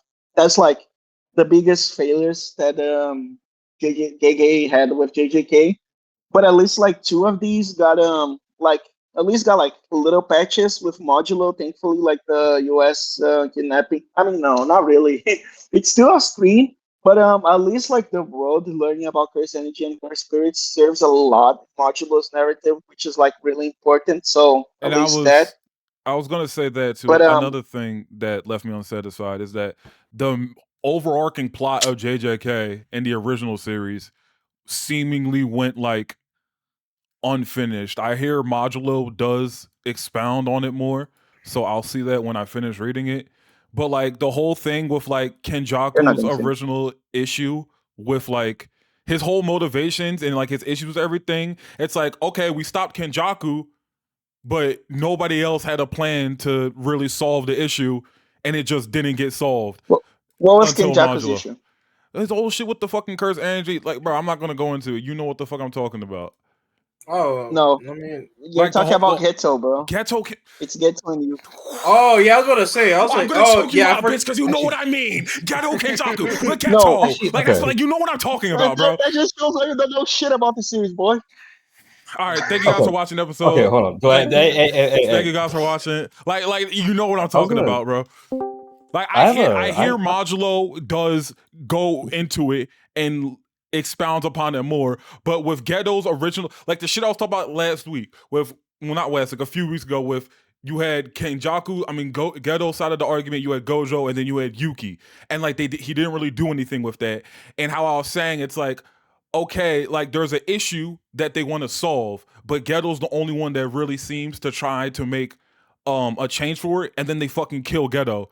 And then like Gojo also wants to solve it, but we don't really see him really doing anything to actually try to solve it. That was my issue as well. I said this when the original chapter dropped as well. It's like, okay, you have this issue, but nobody has a fucking solution. So it's like, yo, this like shit's still going on, man. It's like, are we gonna get a again? I hear Modulo does address it, so I'll see.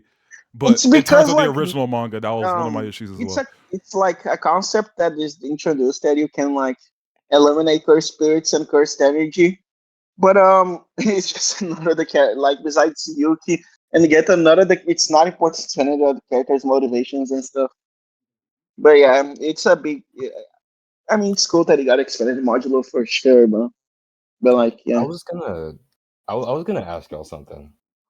How would y'all feel if they switched the order in the original JDK? So, in Shinjuku Showdown, instead of like Yuta killing Kenjaku and then coming over to Sukuna, how would y'all feel if they killed Sukuna first and that was like its whole big fight, Yuji awakens, all that shit, and then after that, like Kenjaku is the true final boss of the series, and then That would've been like much they better. actually have to. That's how I Yeah. thought it was gonna go. yeah, definitely better. Cause Yeah, Kenjaku gets fucking speed blitzed, and after fighting that bum ass nigga Tadaba, and it's like, What the okay. fuck? No, that's like one of the best chapter, one of the best fights in the series. Chill out, bro. You're a big I do. I mean, the only reason I do like it is because of the Hakusho reference, but other than that, I mean, Like that, like bro, No, but like bro, that shit, bro. like- Liking that fight is so performative, bro. It's Okay, so it's performative. really, bro. It's Whatever so the fuck that means, performative, Come on. bro. Like Whatever the you fuck that niggas will means. like anything Gege does, bro. God damn, Well, that's just not You true. like anything Kishimoto does? that's not true. That is true. No, it It is is not. true. Okay, tell us one problem you have. So no, not one. Like name 5 Name 5 what? problems you have with Naruto. Name 5 problems I have with Naruto. The 4th grade Ninja Warriors paced a little bit ass. Kaguya definitely should have. Well, Kaguya should have been introduced way better, done differently.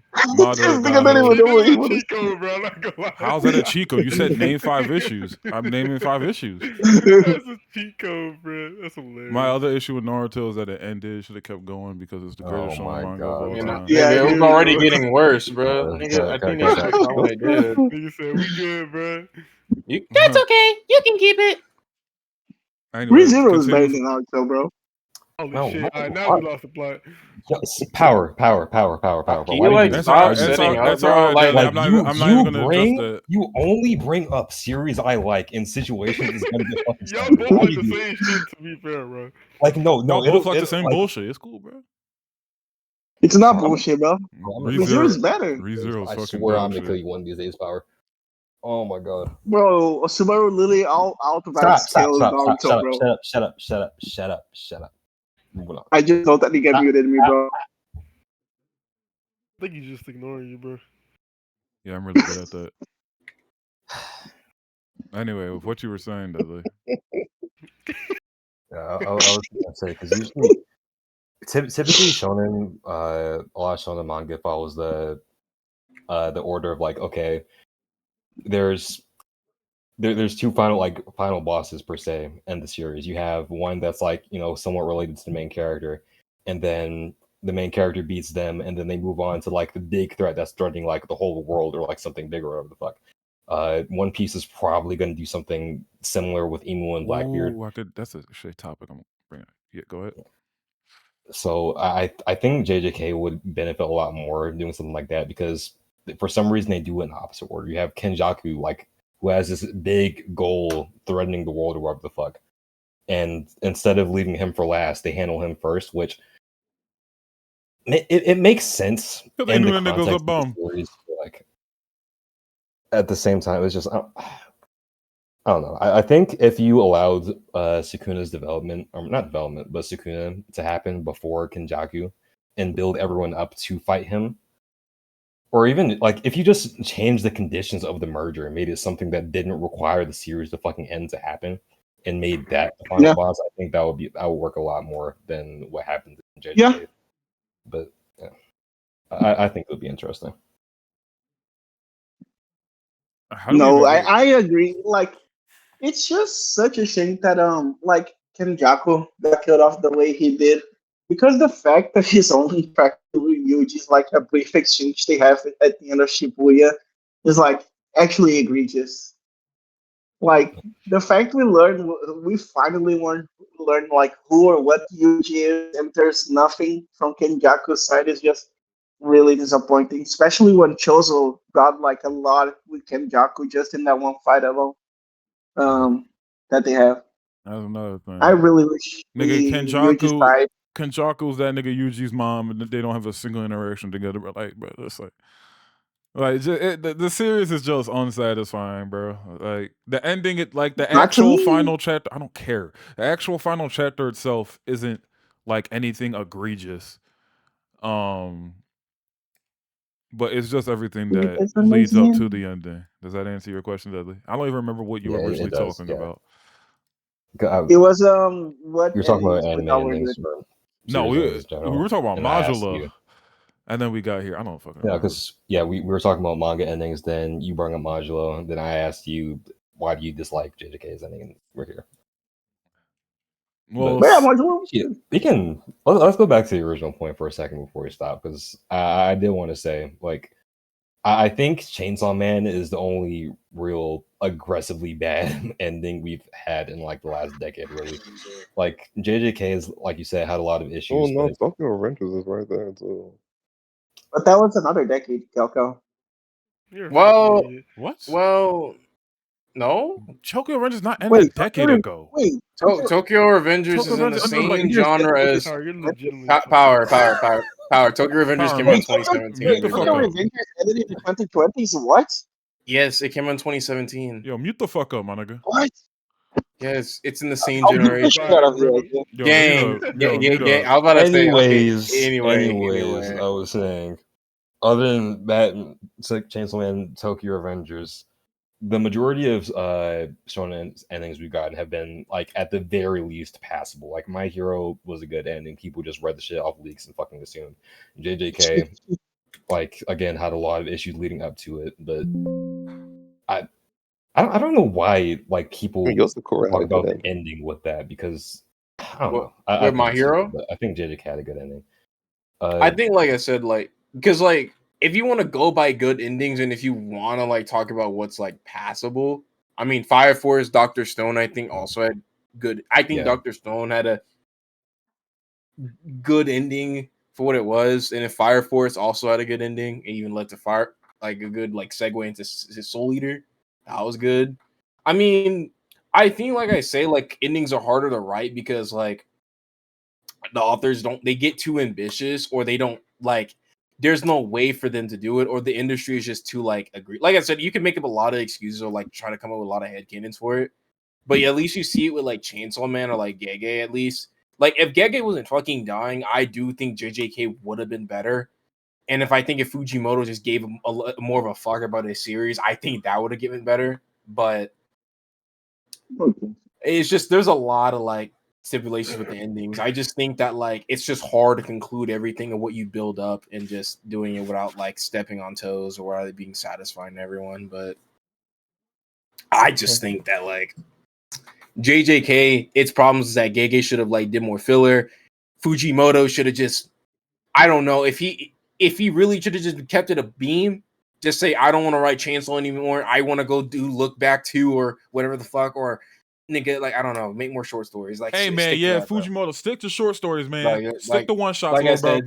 Like I said, that nigga is the greatest short story nigga like out there, bro. Like, stick to that, man. Don't do no more long running series.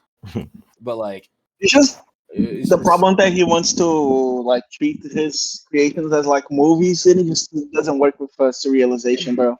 It like Chainsaw Man had a good like part 1 was lightning in a bottle. Like I will say that part 1 was literally lightning in a fucking bottle. Part 2, I definitely don't want to undermine Fujimoto, but that definitely was thanks to also to his assistants that he had like a monster crew as assistants. Yeah, I remember. Yeah, like no, like I don't want to. I know the Hell's Paradise nigga, the Dandadan creator. Wait, the Dandadan creator was Fujimoto's assistant? What? Yeah, it's because it was Dandadan, Hell's Paradise, and someone else, but yeah, they were assigned to him to help. This nigga had the Avengers writing his shit. That nigga's a fraud, bro. I also think it was Nail. I think it was Nail. No, Fujimoto is fraud. Writer. Yeah, I think it was someone that actually held him too. Oh, for sure, bro. I remember that too. Yeah, that's some of them. Yeah, I know. Wait, I'm trying to see. Oh, and the Spy Family nigga. That's who it was. Yeah. That's how. I don't want to deny Fujimoto, but I think it's gotta be admitted that was like that would have been like possible without the help of those assistants. Nova. Like those. What happened? What's going on in the Spy Family these days, bro? Fuck all. Nigga, they're in a terrorist situation, and the niggas are holding them hostage to create a romance comedy. I'm not even lying. I'm dead. And now, like, you know, Yoru's brother. Yeah, they made him kiss a nigga because they didn't want Yor to kiss it. They didn't want Yor to kiss a man. Yeah. And Calco, what about Rent a Girlfriend? How's that going? You know, funny enough, I actually saw a panel on Twitter like yesterday. Apparently, they fucking kissed or some bullshit. But again, I don't even know if that. This is like the third time they've kissed or something. I swear to God, but I had to keep you up to date. But back to the point. I didn't even want to I didn't even want to interrupt you, Nova. My bad, bro. I was not. Talking about bro. You like a chud, bro. Like, come on, sit up, bro.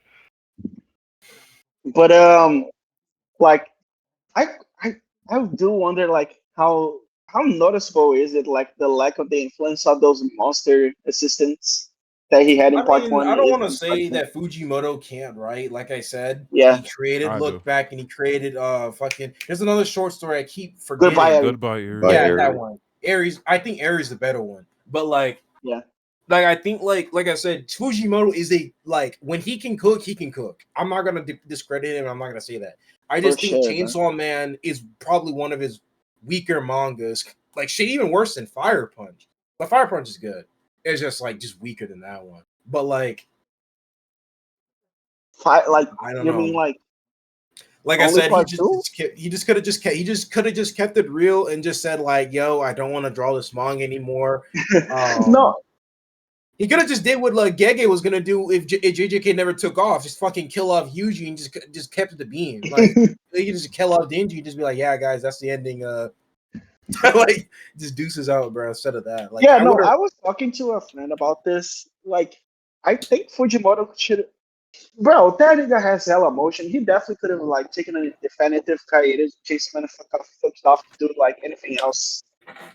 And then the thing is, there was a video I just watched actually of him of a guy recording, like people were making excuses saying like, oh, he was overworked and all that, and then they were recording all of his breaks, and the breaks that he took, like the weaker chapters were always the chapters that came back after like a 2 or 3 week break instead of like every like weekly one.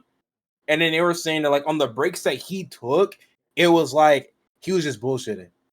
And it was just like no, and there was I could find the video, but it was just like every time Fujimoto, because he was trying to debunk the people saying like, "Ooh, Fujimoto was overworked and now it affected the quality of part 2." But then he was like, "Yeah, like every time he took like a 2 or 3 month year old break, that nigga was just bullshitting. And he didn't like do any good. Like it was just like, yeah, no, because I even saw someone say monthly manga have to do like 50 pages per chapter. Chainsaw Man had released like 2 chapters per month, and it's like 20 pages in total. So he was getting away with shit like that he shouldn't be allowed to, bro. I'm sorry. I don't want to see the guys that nigga was. I'm no, because they did because nigga, it would literally take I don't me want to like see I him could go on killing my himself phone. with that hell. I don't want to see he would be killing himself with that hellish schedule that weekly manga has, because that shit needs to be abolished. But like, bro, you gotta do your job, man.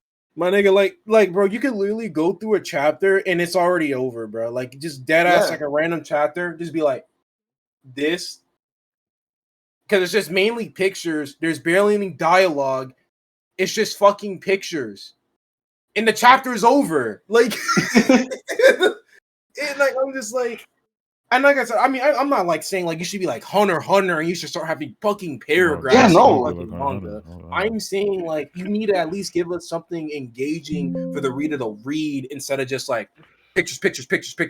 I mean, I'm all for show don't tell, but yeah, Chainsaw Man doesn't really do anything for me with the story. All right, fuck all that bullshit. Talk about real Wait, nigga no. What we talking? What we talking about, Isaiah? What we talking? Bro, please, bro. What to talk about? What? We're talking about Chainsaw Man for the past 40 minutes, nigga. What? This podcast, bro. Why, nigga? Why? No, what was I gonna say? Damn it, bro. Why did you interrupt me? I was gonna say something. Yeah. All right, you don't remember? Cool. Let's talk about. No. The week. Also, we got. Yeah, Isaiah about to crash. Bro, we also got to talk about the weekly Chainsaw Man experience. Fujimoto that shit sucked. All right, moving on. Cool. Let's talk about manga sequels like we originally fucking wanted to. So I have a question first. Would y'all consider part 2 with Chainsaw Man just a continuation of the original series or a sequel? Might be a stupid question because I feel like there's an obvious answer. But what do y'all think?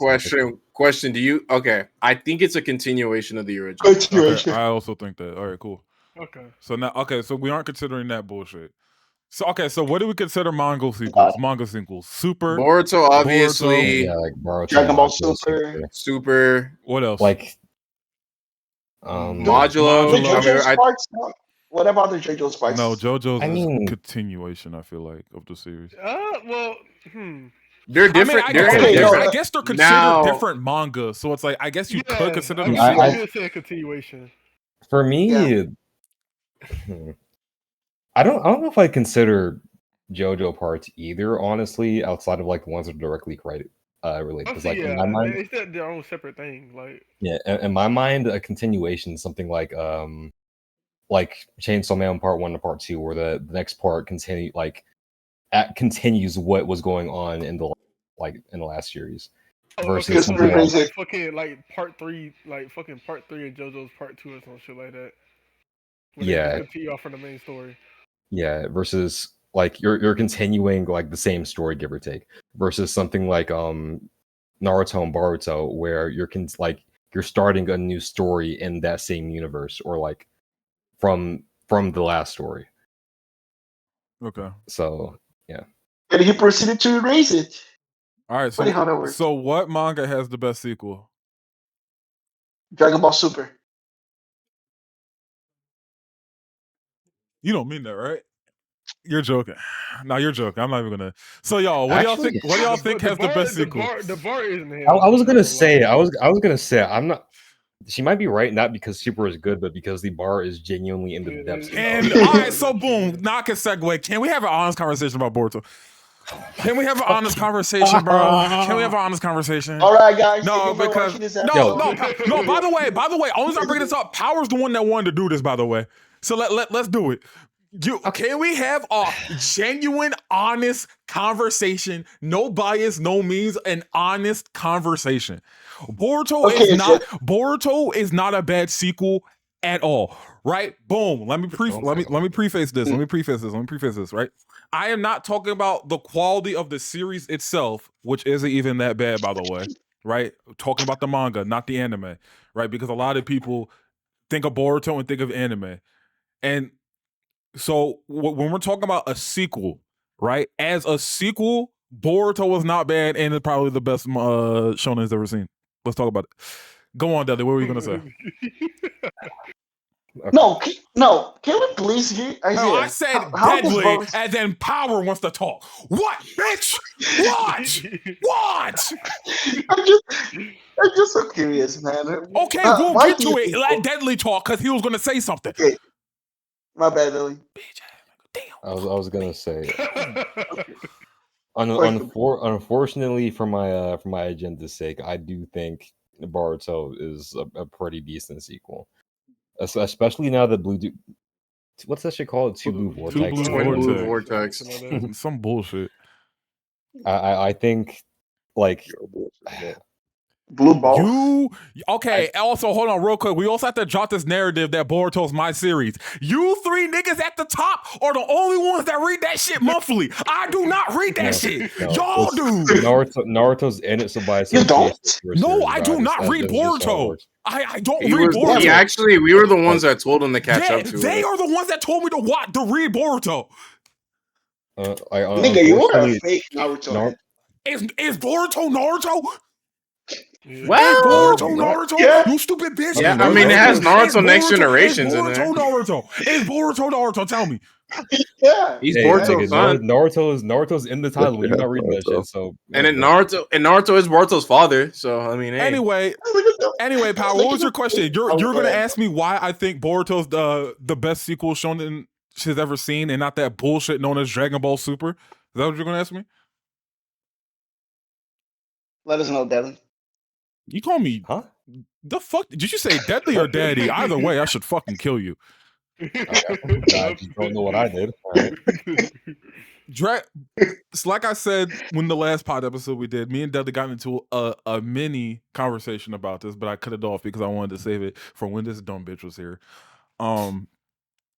Boruto as a sequel, again, let me say this as a sequel, not talking about the quality of the series itself, which also isn't even bad. Well, no, because the quality of the series itself isn't even bad either. It's just niggas think of the anime and automatically assume everything about Boruto's ass. No, actually, no, Power. Before you ask me my question, why do you think Boruto's not a good sequel? Let me hear it. Because it's related to Naruto.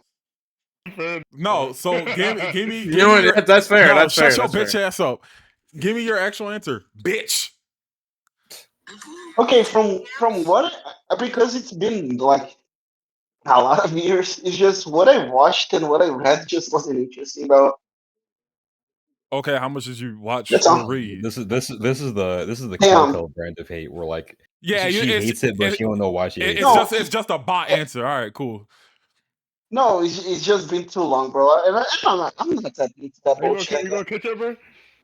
Fuck no, baby. Okay, so anyway, like I was saying, here's why I think a series like Super fails as a sequel outside of hype moments of aura. It takes everything that you loved or knew. It takes concepts and ideas from the original series and just shits all over them or completely disregards them. Shit like Goku as a character, power progression in the series, and other things like that. We've talked about why Super is shit multiple times. I don't think I had to Super expound. Goku is not bad, bro. I'm just gonna disregard that. Yeah, right. Like you're just not being serious right now. I really okay. You know what, Power? I'll give you this. Manga Super Goku isn't that bad. Goku Makes Naruto. some Even the anime isn't bad. Super What'd you say? anime Goku was terrible. like anime Super Goku is like I don't know who the fuck that nigga is. That nigga is not Goku.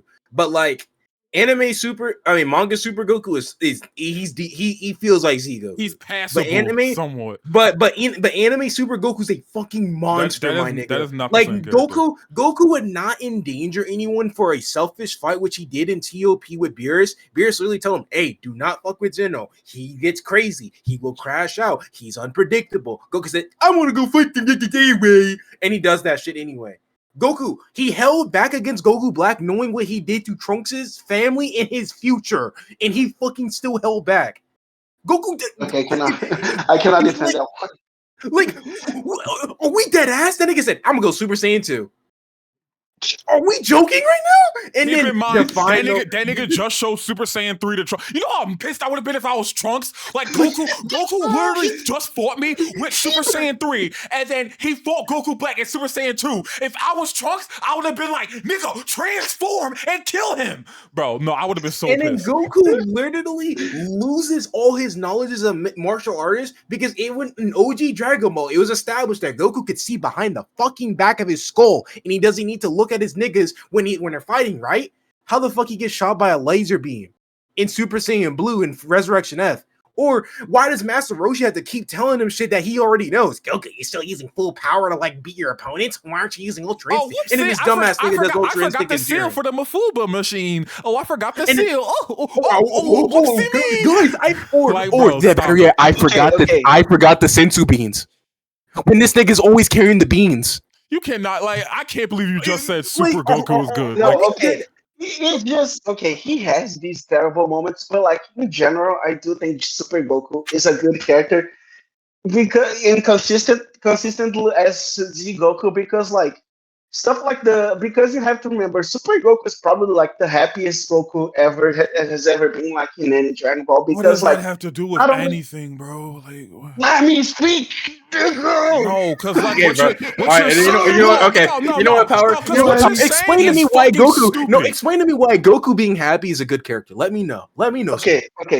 No, because like, okay. And Goku's always been a happy person. Like, what? No, no. I'm not letting you finish because that is fucking stupid. No, that is fucking stupid. That is a stupid point. All right. Okay, let her speak. I want to hear this. That is such a stupid point, bro. Like, why is Goku happy? Is probably the happiest Goku's been because like this is probably the only portion of Dragon Ball that like. No, you're wrong.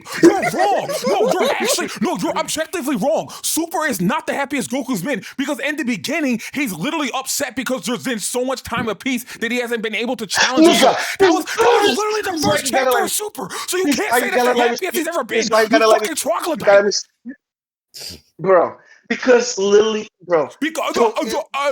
No, bro, because you're talking about the start of Super Goku. I'm talking about like his progression as a character. Because Goku is probably because all his allies are like most of them are as strong as him. The Earth isn't constantly in danger. He actually most of his allies are as strong as him. Well, okay, Vegeta, Gohan, Piccolo, Broly. 4. Vegeta, Gohan, Piccolo, Broly. Who else is on that level? You have Beerus. Talking about like Super. Y'all not talking past like the Tournament of Power, are y'all? Yeah, we were talking about this is past Tournament of Power because Piccolo, Gohan, and nowhere near them niggas were no. Even before that, none of them niggas are on his level. Like I'm about to say. Let me just read what I said to him that, okay? Okay, because me and him talk about this. Okay, I'm just gonna read the entire thing I said to him. I watched a video on Super Goku recently, and it made me realize it's low-key the opposite of GT Goku. Not saying this negatively, but like the guy described him. Okay, Super Goku is probably the happiest Goku's ever been. The Earth isn't too constantly a threat. His allies are as strong as him. He gets to fight strong opponents across the multiverse. and he has all the time in the world to train and to spend time with his family. So Goku gets to be more carefree, and that's why we like like you.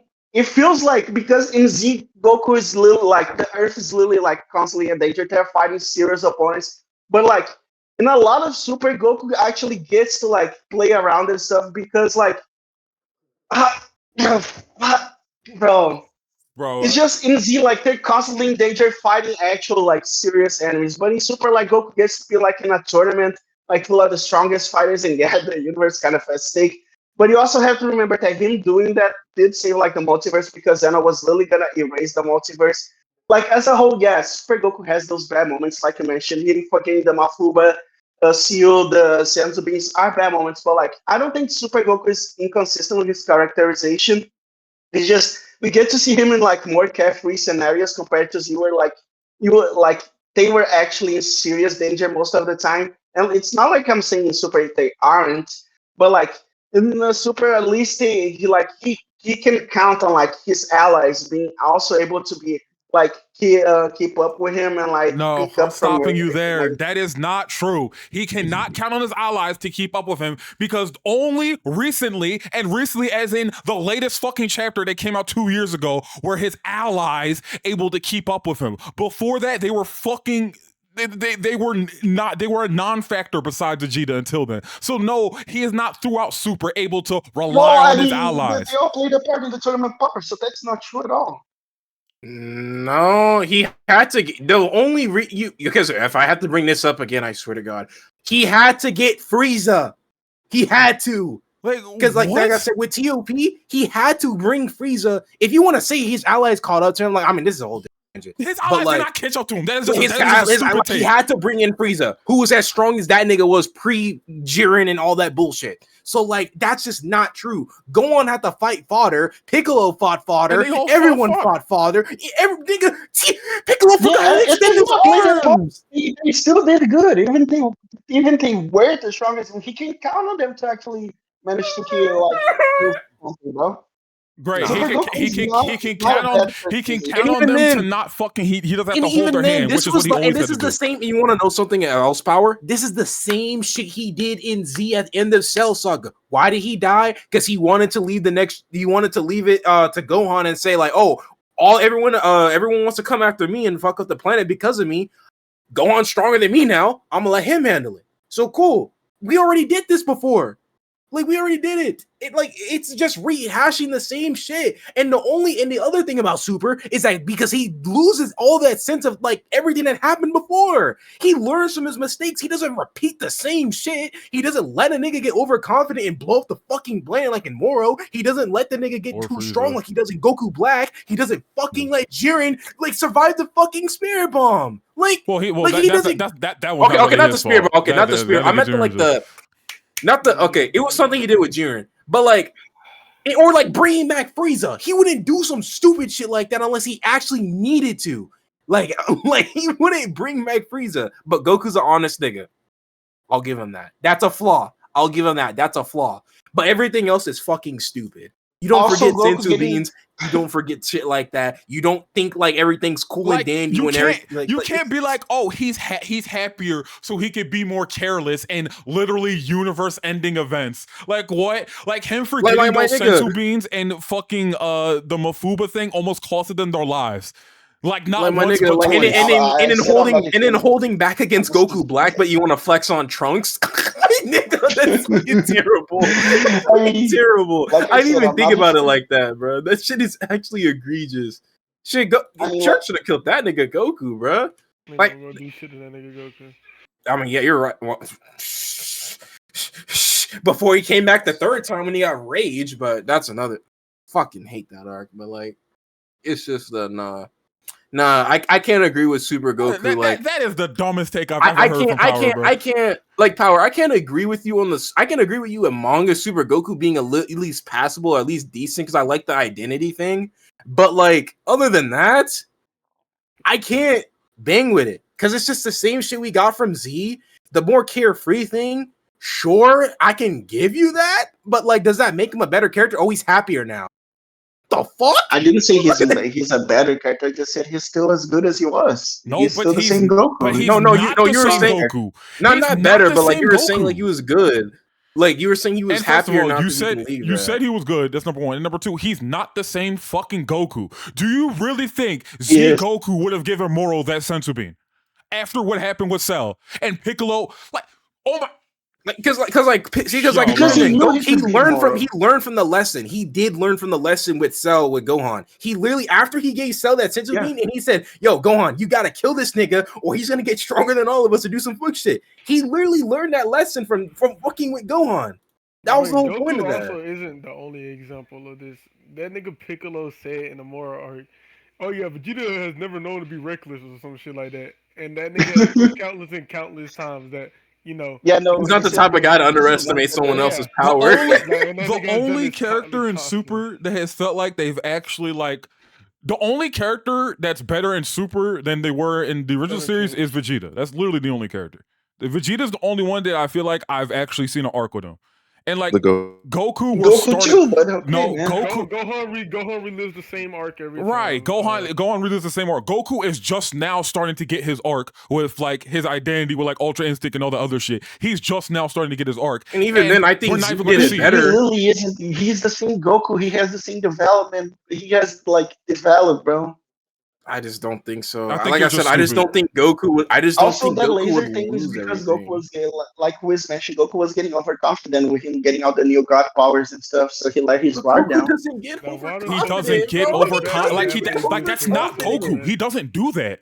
Like Goku has when in any other version of the series has Goku ever got overconfident? He literally ridiculed Gohan for being overconfident. So why would he then do that?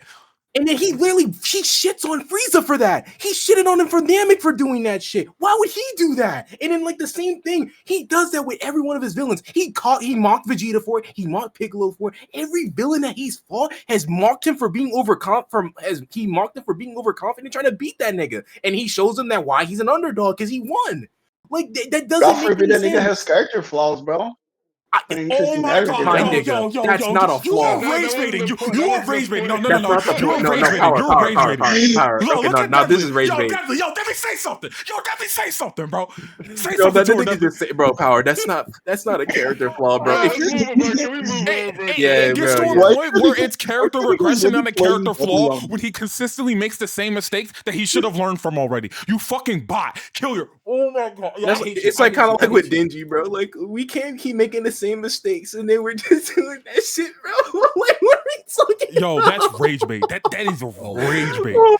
Yo, Dudley, say something, bro. Yo, no, Dudley, you ridicule Kelko. Yo, Dudley, say something about it. Yo, Kelko, say something about this, bro. Hey man, like Isaiah is so nicely saying right now, bruh. It's a character. Well, one again, Goku corrected that shit back for Gohan in the Cell Saga and Namek Saga. So him repeating the shit in Super makes negative fucking sense, unfortunately. So it's not an issue of a character flaw. That flaw shouldn't exist with him. So I hate you, bro. I hate you. I genuinely hate you. Anyway, like I was saying, for reasons like that is why I would, and it goes beyond Goku. It's literally every character. Like Nova said, Gohan repeats the same arc every single fucking time, and everyone else is everyone else is casted to the side. Or a bomb. A lot of the villains are just. They just come back. Like they just. Like I said, Goku's just not finding his identity. Like I said, it's not bad or anything. It's just like the shit you were saying, Power. Loki doesn't make fucking sense.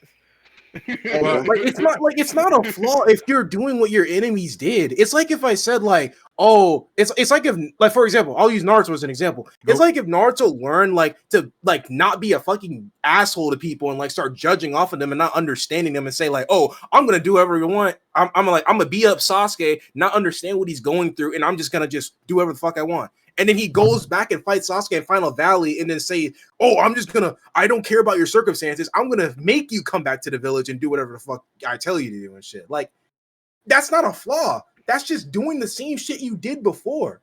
Like you can't do that's not character flaw, that's regression. You can't have a character develop and then regress and then call it a flaw.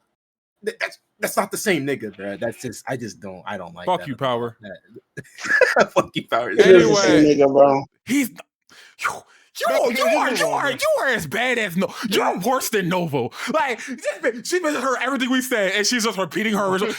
I hate you. I hate you. I hate you. I hate you. I hate you, nigga. Let's die. Anyway, like I was saying, reasons. Ass right now? Dude, this nigga's a bot. Niggas is playing squadron, not contributing shit to this fucking podcast. What, bro? And the reason why Boruto is the best sequel we've ever seen for Naruto, Tonight. for shonen, is because Boruto takes the ideas and concepts that Naruto ended off with and simply just expounds upon them. They don't try to do too much. They make some weird decisions like nerfing Naruto and Sasuke, just to try to make the other cast. That shit is hilarious. They I aren't can't even bombs. say they're nerds. They aren't bombs, but I can't even say they're nerd. They just got over. They just got power crept. These niggas are at Zeo level, bro. They got nerfed. Sasuke losing his Rinnegan and Naruto losing Kuran was the dumbest shit ever. Nigga, they were getting beaten by Jigen, bro. Like, yeah, so like, so there was no reason to do that in the first place. Like, it's just stupid shit. Like, but besides that, the series doesn't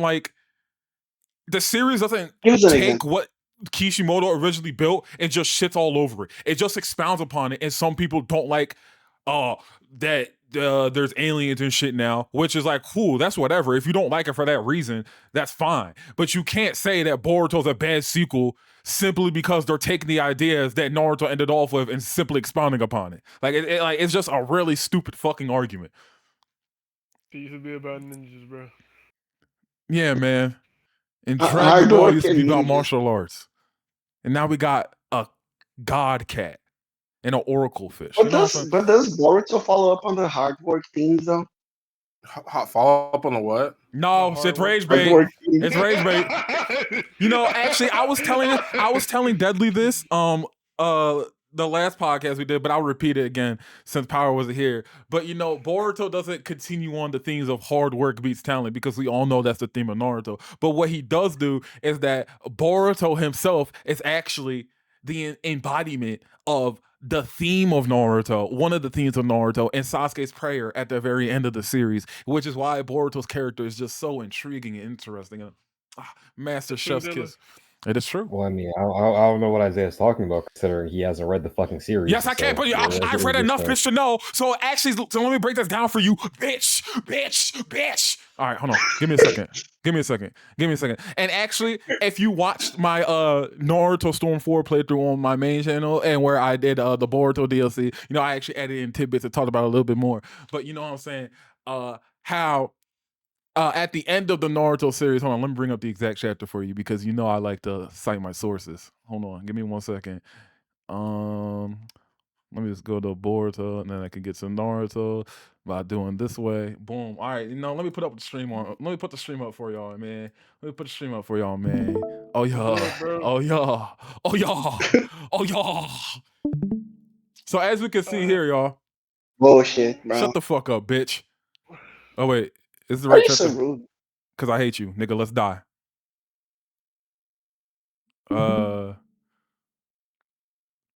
Okay. So as we can see here, Sasuke's the ending message of Naruto, the last spoken words, as we can see, right? His whole thing is talking about how it's kind of like a prayer, and then ninja, his view of ninja now is what it means to endure, right? And he says, as you can see right here, to keep enduring until it comes to be, no matter what. And to those whom that task falls on, perhaps that's what it means to be a ninja, right? Boom. What is the main message, theme, and what they're going for in the Boruto movie, right? Boruto learning what it is to be a ninja type shit, right? And what does Boruto receive from Sasuke? This very same headband that Naruto is giving back to Sasuke type shit. So, and Boruto taking that headband and putting it on and still using that same headband. Put his die. basically, Boruto is the result of Sasuke's prayer right here. You know what I'm saying? And the theme of Naruto. Boruto is the theme of Naruto. One of the themes of Naruto in itself. And that's why his character is so masterfully written, just masterfully crafted. Like, you don't get no shit like this in that bullshitter ass series, Dragon Ball Super. You know what I'm saying? Yeah, you gonna say you sleep, but y'all can't deny greatness. They tried to rig the game, but you can't fake influence, nigga. You tried to rig the game, but you can't fake influence, nigga. Stop playing with my nigga, man. Anyway. It's just not really interesting if both the original series and the sequel suck. But I showed this bitch Power the panel of Sasuke standing on top of the ceiling at 5 o'clock stomach and she creams her pants. Like, shut up. Like, you a fake nigga, you a fan. You a fan. I showed that bitch Naruto showing up at the Hidden Leaf after Pain destroyed it and she starts creaming her pants, nigga. You a fan, nigga. Stop playing with me, bro. Chill, bro. Anyway. Naruto has cool moments, I guess, bro. Naruto's the GOAT. Boruto is the best sequel Shonen has ever seen. Dragon Ball Super sucks. Power is stupid. What the fuck? I have one last quick topic that we could do, and then we can get the fuck up out of here. I definitely said I only want to do an hour 30, and we're at 2 hours and 15 minutes. Fucking hate you niggas. What do you? And before I ask this last question, do y'all have any topics? Anything y'all want to talk about real quick? No. All right, cool. There was. I mean, yeah. Wait. What, bro? Wait, it's just. Didn't we ever answer what we thought were the best manga endings? Because wasn't your original question like that? Oh, what I think has some of the best manga endings? Naruto. Yeah, because I remember you said, what do we think like were some of the best shonen manga endings? And I don't think we ever answered because we kept talking about it. Naruto is a really good one. My Hero has the best one. No, Naruto is the best one. My Hero's the second best one. No, My Hero's the best one. Nova, what do we think about Yu Yu Hakusho? Would we consider that one of the best ones? It's weird because it's like Three Kings is like really ass, but the Yu Yu Hakusho ending is good. I mean, we were doing like final arcs to endings, and I would say Naruto's the worst, but like fucking Yu's ending is Yu's good, yeah. I mean, straight cock. Well, yeah, it closed up everything, yeah. All right, so Yu Yu Hakusho's up there. Now, if you want to talk Dragon about Ball. worse, oh nope, saying now that's gonna go to a hot thing. We talk about one of the worst. Actually, how do y'all feel about Dragon Ball's original ending? Like it's amazing. Dragon Ball. Like Dragon Ball Z. Dragon Ball the manga. The Z, yeah, Z's ending. How do y'all feel about it? Oh, Z's in it? Oh, yeah, it's just top tier, bro. Come on. Y'all think so? Okay, Dudley, what do you think? We already had this discussion, so I'm not gonna have a song. Yeah, I like it. Okay. Nigga said, "Hey, bro, the fucking chapter." Bro, like Goku. All right, anyway, we don't care. He was talking about like with Oob. Well, the Oob ending, all that. Yeah, okay. Now I gotta shit on Super for this, but like a lot of what the ending did gets lost with Super because like the whole point of the Z endings that Goku like spends years without like a new opponent, formidable opponent. So like he gets his life back at the end when he meets Oob. And it sucks that Super takes place between that time frame because it makes his motivation at the end of Z not make any sense if he fought strong people again. I gotta shit on Super for this, but like another thing that Super absolutely ruins about the original series, but you know, you tried to say Goku's the same character, but stupid bitch. He is. Kill yourself. But yeah, Goku getting his life back at the end of Z, like uniting with Oob and going off to join him so they can like both get really strong, bro. That shit means something to me, man. I think that shit is really beautiful, bro. All right, cool. And with the added pages from the re-release where he has Oob riding the Nimbus, and eventually he's smiling. You fuck with it. All right, we love that out of you. We appreciate you, man. Smooth operator. So, perfect timing because this is a One Piece topic. So Deadly mentioning something earlier about final villains and shit. I was gonna ask y'all. I saw a video from another podcast, my favorite One Piece podcast ever. They were talking about how would you guys feel if the end of One Piece, Luffy and Blackbeard team up to fight Emu? How would y'all feel about that? Yes. That Okay. shit will be gas, What- bro. Now, what do you mean? Like team up, like as in like they just forgive each other on some Naruto shit, or like more like they just No, like I'm assuming fight like together. Temporary truce. well, yeah, like how Like a how temporary Luffy, truce Law, would be and Kid good. working together, like just Yeah, no, Okay, it's just them working together at all. How would y'all feel about that? I wouldn't. Okay, no, I wouldn't mind that. I wouldn't mind that. Like, I think as in a way, because like I think Emu is gonna be too strong for them to bite on their own. I just think that in general. So like they would have to like work together. But like it had like Luffy has shown like not like niggas, even though he's working together like Okay, Crocodile. and see, yeah. this is where it changes. I can Mhm. I can understand that there's in general there's threats bigger than like your own issues, whatever, right? Like Emu would be one of those things. Mhm. I don't think Luffy would give a fuck. I think Luffy would still be like, "Fuck you, Blackbeard. I'm not working with you." And now you may be like, he's worked with his past villains before. Here's the difference. Assuming Luffy and Blackbeard haven't had their fight already, and Blackbeard is like, this is assuming Blackbeard like the actual final villain is not Emu, right? Assuming, even if Luffy does, the difference between him working with Crocodile and him working with Blackbeard in this scenario is that he's already beating the shit out of Crocodile, right?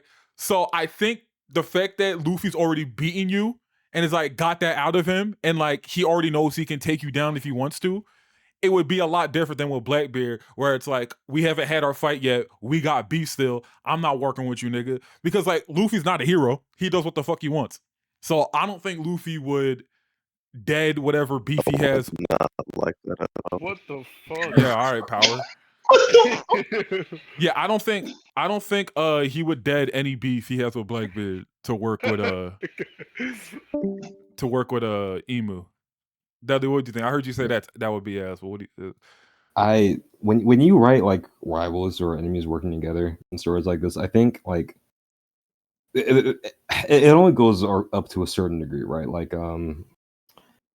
Goku and Frieza is ass. You could say it's ass. I think like that's the very limit of where it's tolerable, right? Because Goku and Frieza, like, they don't hate each other per se, and they're No, they do.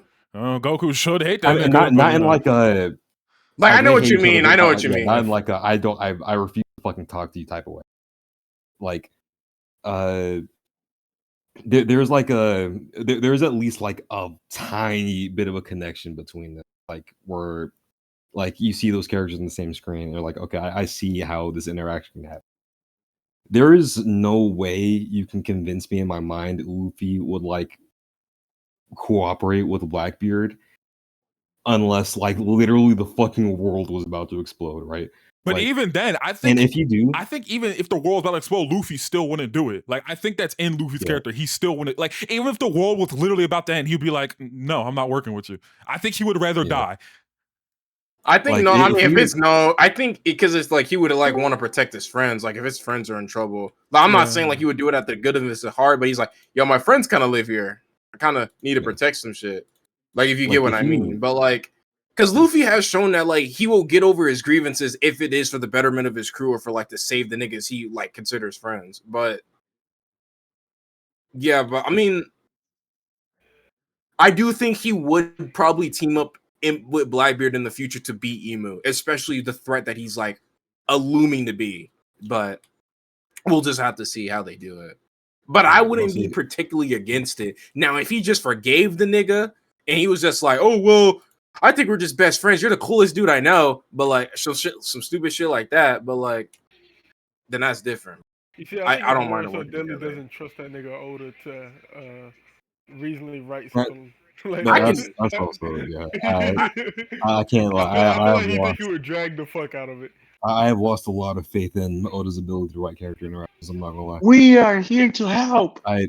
And if you do something like that, especially with Luffy and Blackbeard, like literally the page after that shit ends, then niggas have to be fighting. Like I'm talking about like the very page Emu dies, the next one should be Luffy trying to punch that nigga back. Like that's just I don't if think. any conversation goes beyond that after the fight with Emu, I think that nigga would demon ass.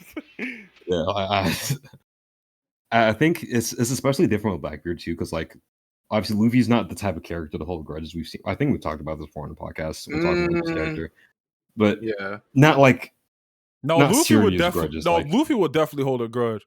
And like another reason yeah, no, why I'm saying. I was gonna say another reason why I I'm don't saying, think I think he would steal off on Blackbeard no matter what. Like even if it was Emu, is like because you have to think about it. Like this scenario, like kind of already happened, but not really. But like when he was trying to save Ace, like Ace was his world at this point. He's like, oh, like he has to go get Ace no matter what. But like the millisecond he saw Blackbeard, he said, fuck all that, and immediately tried to fight the nigga. So it's like, I can't imagine him going from that to like being willing to Cool, cooperate with that nigga. nigga Blackbeard. It's like I can't see it in any world. I think, like I said, like with Luffy, it has to be reasonable. And like I said, I'll fight to team up to beat like an evil nigga. Like that's not like crazy to do. It's not. It happens a lot. So it's not like Luffy would be forgiving the nigga. It would just be like they would need to like work together in order. That just shows you how big the threat is to be. But I wouldn't have a problem with it. But like Deadly, like you said, Deadly, if they don't start boxing after that shit's ass. Especially like after Wano, we've seen like if Luffy, okay, like Luffy would have 1v1 Kaido to start if like he wouldn't have asked for Kid and Law, like if he had to, or not even if he had to, like if Kid and Law didn't want to fight Kaido, he would have wanted to fight the nigga by himself. He wouldn't ask. Like he's not the type of person to, even if it seems like he can't beat someone, he won't go out of his way to get help, or like to get help if he just won't go out of his way to get help. So in a situation like Blackbeard, like I think if you wrote them teaming up together, you can't write it like okay, you know, Justice once will team up to beat this guy. I think you need to write it like Luffy's trying to fucking square off with Emu, and Blackbeard's like, yo, there is literally no fucking universe we beat this nigga if we don't work together. So it's like it's Luffy trying to fight Emu and Blackbeard helping him or something like that. But like I don't think you can write it to where Luffy's willing like, okay, yeah, let's team up and meet this guy and then we can box after. If that like the thing is as well, I get what you mean. I think as well is that I don't even think it would go down like that. Like I can't see Luffy asking Blackbeard for help, and I can't see Blackbeard asking Luffy for help. Like the way I see it is that like one of them would be fighting Emu first, and then the other one would show up. That nigga come out the cut, yeah. Yeah, and then like I was actually thinking about. And then the same like, thing, yeah. And then like they would like have they would see each other and like maybe try to fight. But like Emu would have too much of a presence where like they kind of just naturally fight together. Like I just can't see a scenario where like they ask each other. I was also gonna say they could just do like a you said it again? They could do a what? They could just do like a 1v1v1, something like that, and just like it's a all out brawl.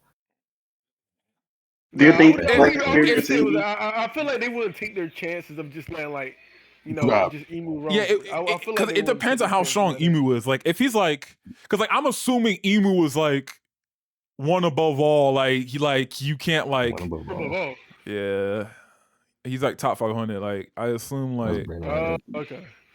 I assume like he wouldn't be able to do that. But you know, knowing Oda, Emu could be a gimmick character and like it's actually just some little girl. You know what I'm saying? It's still a gimmick character. Yeah. I have no faith for Oda no more. That nigga's a fraud. But hey, we'll see, man. If y'all got no more topics, you know, I would ask Kelko, but he's probably gonna be like I definitely get what y'all mean, cause like if that niggas if Luffy and Blackbeard had like fucking small talk before they fought Emu, I think that would ruin the immersion, bro. I can't see that happening. Like I said, like it would just it would just be corny. It would just be corny, bro. There is no world where Luffy and Blackbeard will like. No, man. All right. Well, everyone away. Well, thank you guys for coming out and watching. Episode, yo, mute the fuck up. Thank you for watching episode 44 of the Hidden Read My Podcast. Hero Academia. Don't read that bullshit. And now hit the intro. Read both. Dun, dun, dun, dun, dun, dun, dun, dun, dun, dun, dun,